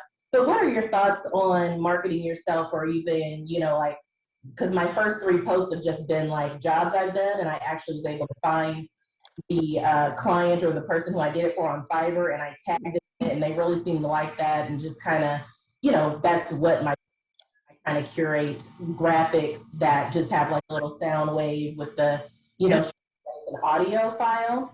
Mm-hmm. What are your thoughts on, kind of promoting yourself or putting yourself out there on the different social platforms? Absolutely. So I think first and foremost, understanding what social is, or what it's really meant for in this particular case. So many of us, and I know me when I first, I wanted to sell while I was on those platforms, right? And, I think for me, a big change occurred when I realized that, the biggest thing I could do was awareness and building relationships, right? And from that, okay, then, you give people the choice through links in your bio, everybody here has come from that type of marketing, free marketing on social media. Now, this is voice actors, right? But here's another thing too, is who are you targeting? I look at my recommendation is a couple things. Either you're going to do one of 2 things. Either A, you are going to brand yourself on social, right? Which in case you're looking to post one of 3 types of pieces of content: educational content, entertaining content, or inspirational content, or you mix and match or put them together. All right. As what you do, you probably know that. But the second thing is use these social media platforms as search engines. They are incredible search engines. And, to find, like you said, you nailed it on the head. You said, I found this person through Fiverr, right? Well, if you instead of using necessarily the hashtags to post stuff, use the hashtags to find the businesses, video production, start with video production companies, audio production companies, marketing production companies. Okay. Then go into singular businesses. So you remember the power of some place like Fiverr, right, is they know exactly who they're marketing to. Okay. They're marketing to small businesses like us. So if those are either A, all right, if you're going to have a big open funnel approach, you're going to want to go on these social media platforms. LinkedIn I talked about, I didn't go into LinkedIn from the other question, Dave, per se. I didn't get to the point I should have made, which was that I really like LinkedIn for specifically searching for specific types of people and starting to build those relationships with those people, starting to follow them, interact with their stuff. I'm not going to lie. This is work. This is the main work that we do. You see what I mean? So I would recommend, honestly, that you do both. You need to brand yourself and be aware. Because I'm going to tell you, because what's going to happen is, Regina, you're going to go in here, you're going to meet some people, you're going to find someone who is interested in you, but they're not going to tell you. They're going to look at all your social. And I always say this, but I'll leave this to all you guys. Have you ever gone and looked at someone and then gone to their social account and they haven't posted something in 6 months and you're like, oh, they're not really active? Mm-hmm. Like we look at when their last post was, and we just right away, they're like, oh, what, they didn't post something in like 8 months, like they're gone, they died or something. I mean, funny, but that's how we feel. Do you know what I mean? So like part one of it is not enough. And that's why it's very challenging. Do you know what I mean? Because we got to do some. Now, fortunately, you don't have to do as much as I do per se, although I wish I could do a lot more. You know what I mean? Because I want more and more people to see me. But my recommendation is you want to get yourself out there posting samples, posting your ideas and your thoughts. It just shows that you're an active participant and that you are interested and being, you know, vocal in this community. All right. But at the same time, you want to start targeting these businesses. Using the ads is very good.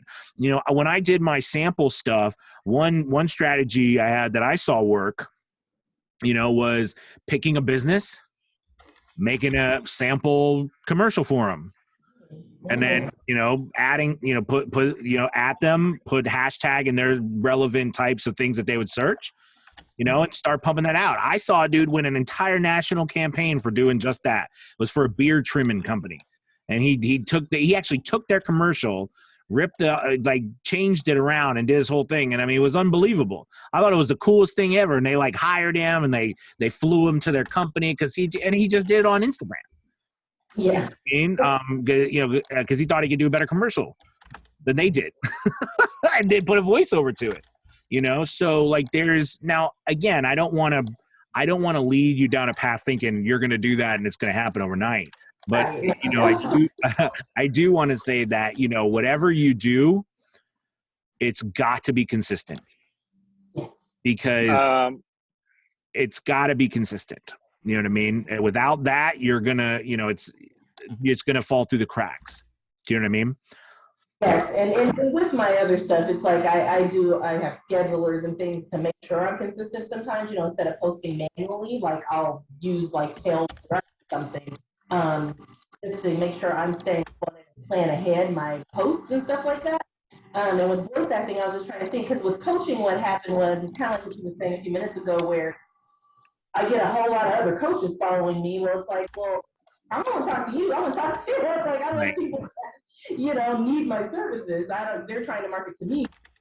So with voice acting and what I'm getting, so I just started that profile like last week or something, and I don't know, I have like 50 like followers, but most of them are voice actors. Some of them, you know, there were some in there that were, like you're saying, production companies, or I've seen a couple talent agencies come through, but I'm thinking, okay, maybe it's run hashtagging or whatever. But that's a good point, like you're saying, like the production companies and stuff like that. So who to kind of target when you're Yeah, absolutely. And here's another point too that I did that was very helpful to me early on in my career when I was looking at social, is literally go to Fiverr's Instagram, go to Upwork's Instagram, go to their accounts, go to 99 Designs, go to all these different places and see what they're doing.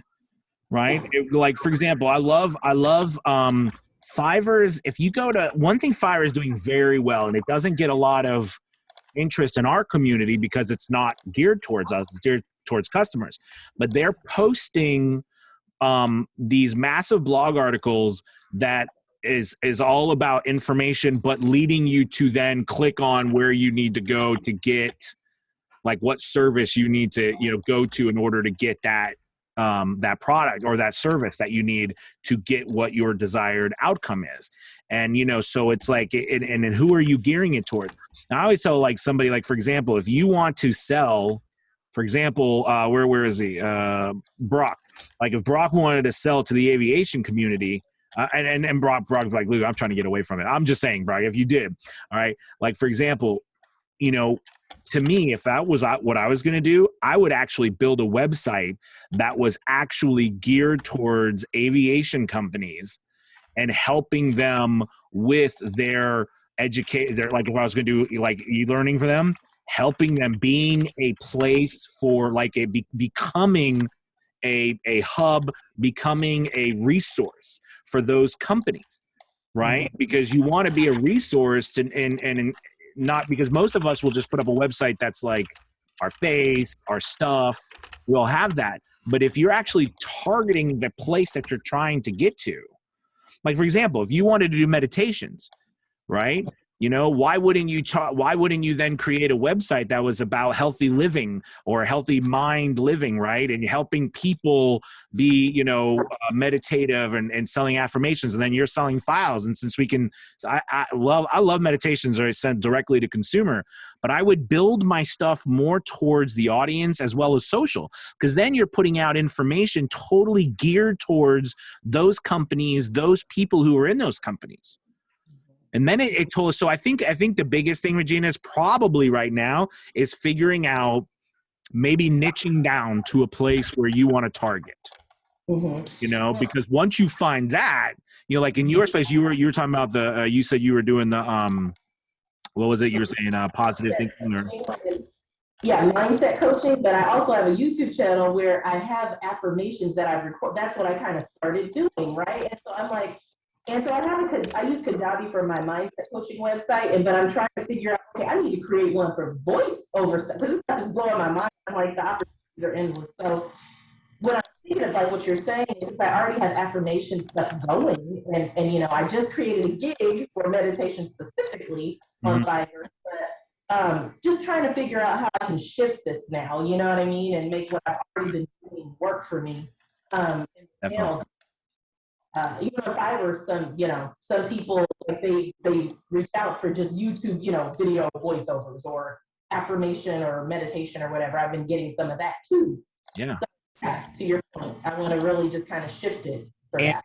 And another thing too, Regina, which I absolutely love, I think honestly speaking, meditations, affirmations, nighttime story stuff, it is the only other thing besides an audiobook that we really could sell a file to the consumer. Yes.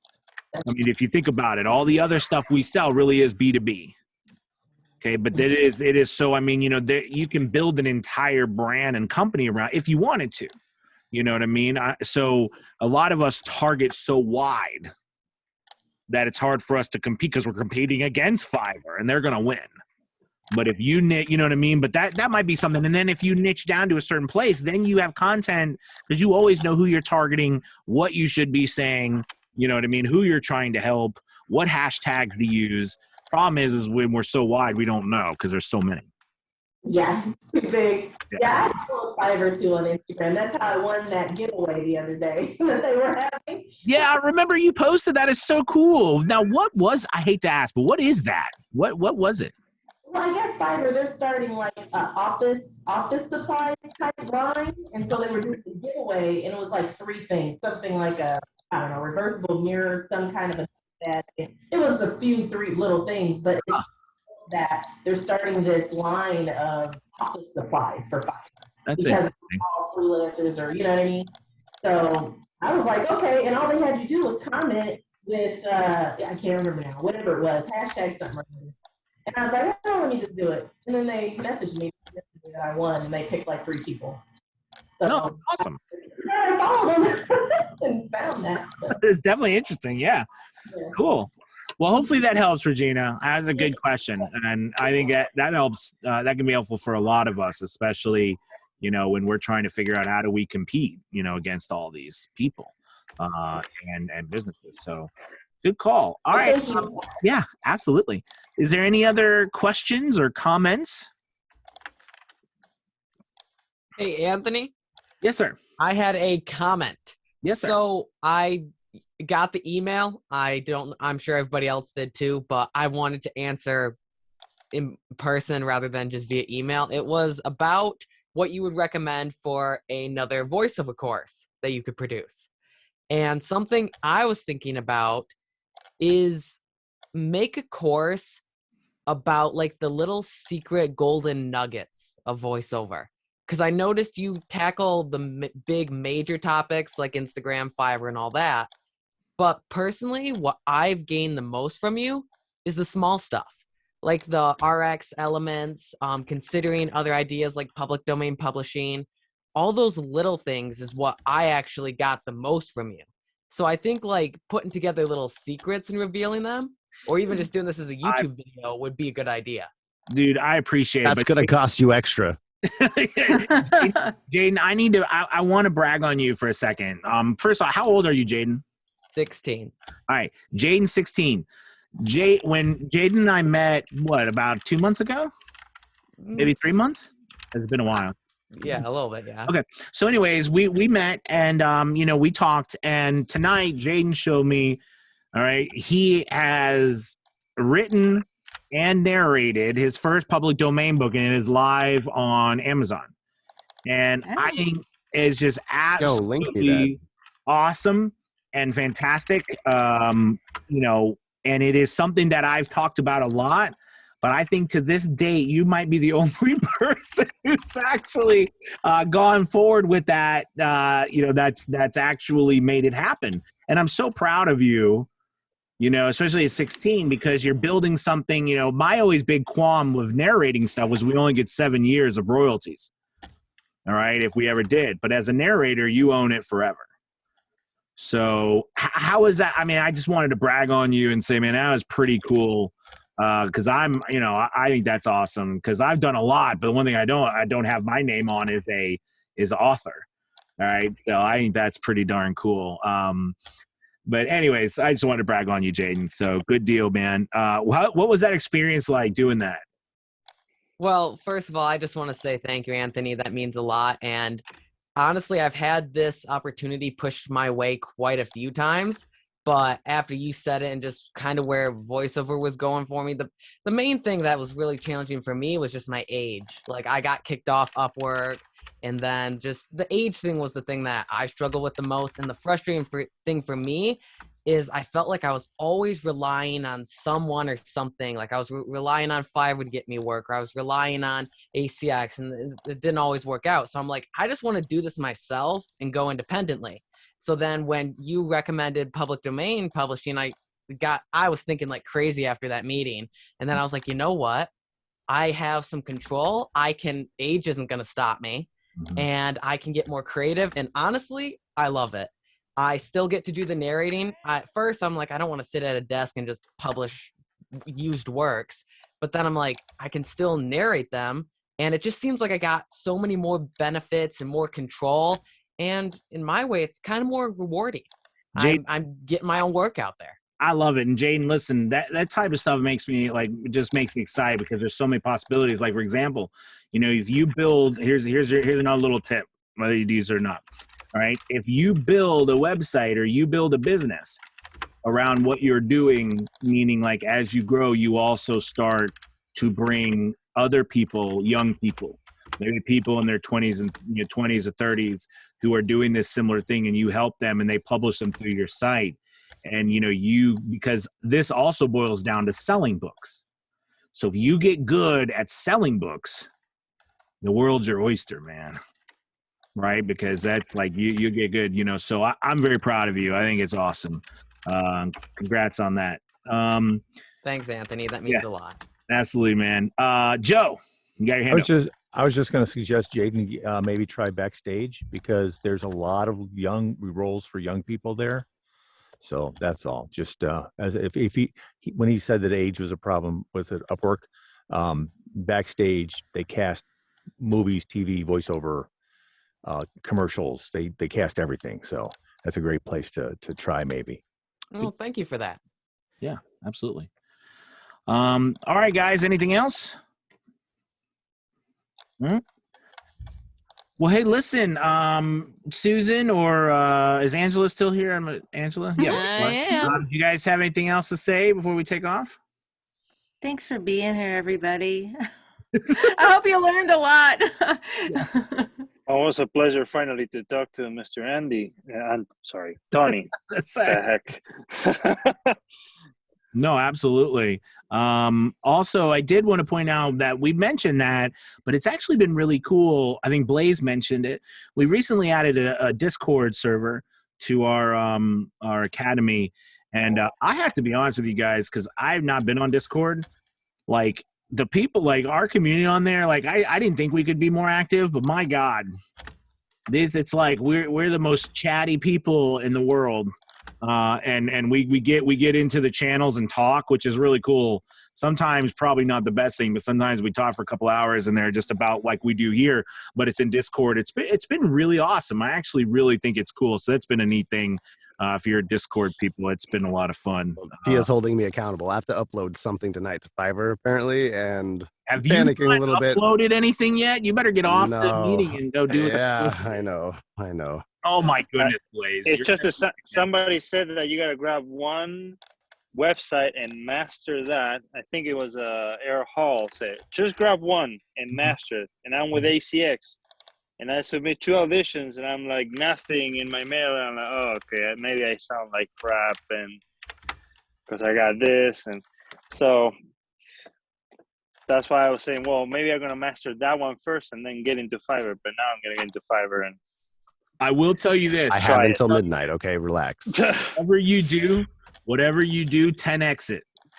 I really do think that whole movement or something by Grant Cardone. I do actually believe that to be true, meaning that 2 auditions, when I was at the height of working on ACX, I knew that about 10 to 12 auditions would get me an offer.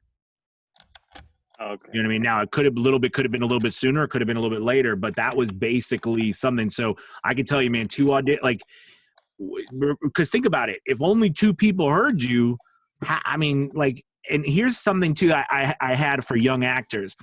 Even though we're voice actors, we're still actors, and this is still personal to us. So our feelings can get hurt, all right? Especially if we don't get something, or something's not going right. We think, God, maybe I do suck.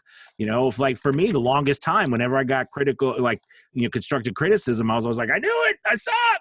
You know what I mean? It's like, aha, somebody caught me. I always thought it was imposter syndrome.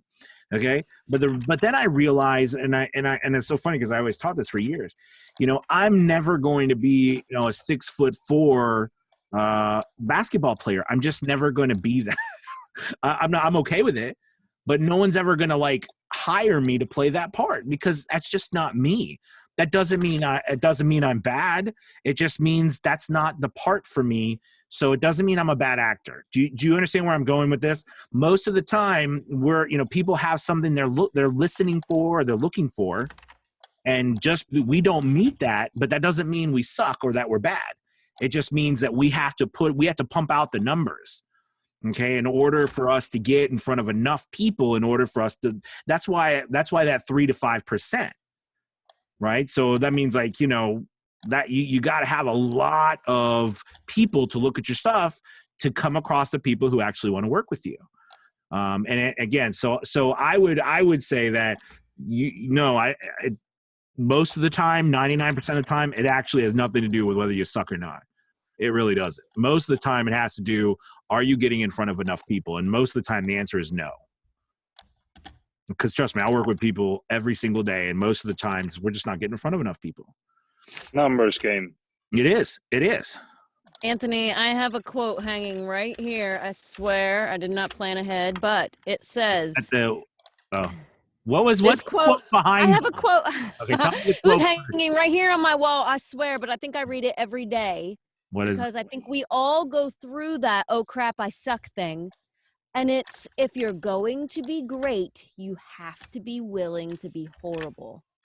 And I thought, I like that because, all right, okay, I'm willing to keep growing. I'm willing to keep doing it even if I think I suck, because I'm learning from every single script that I read. And that's where we're all at.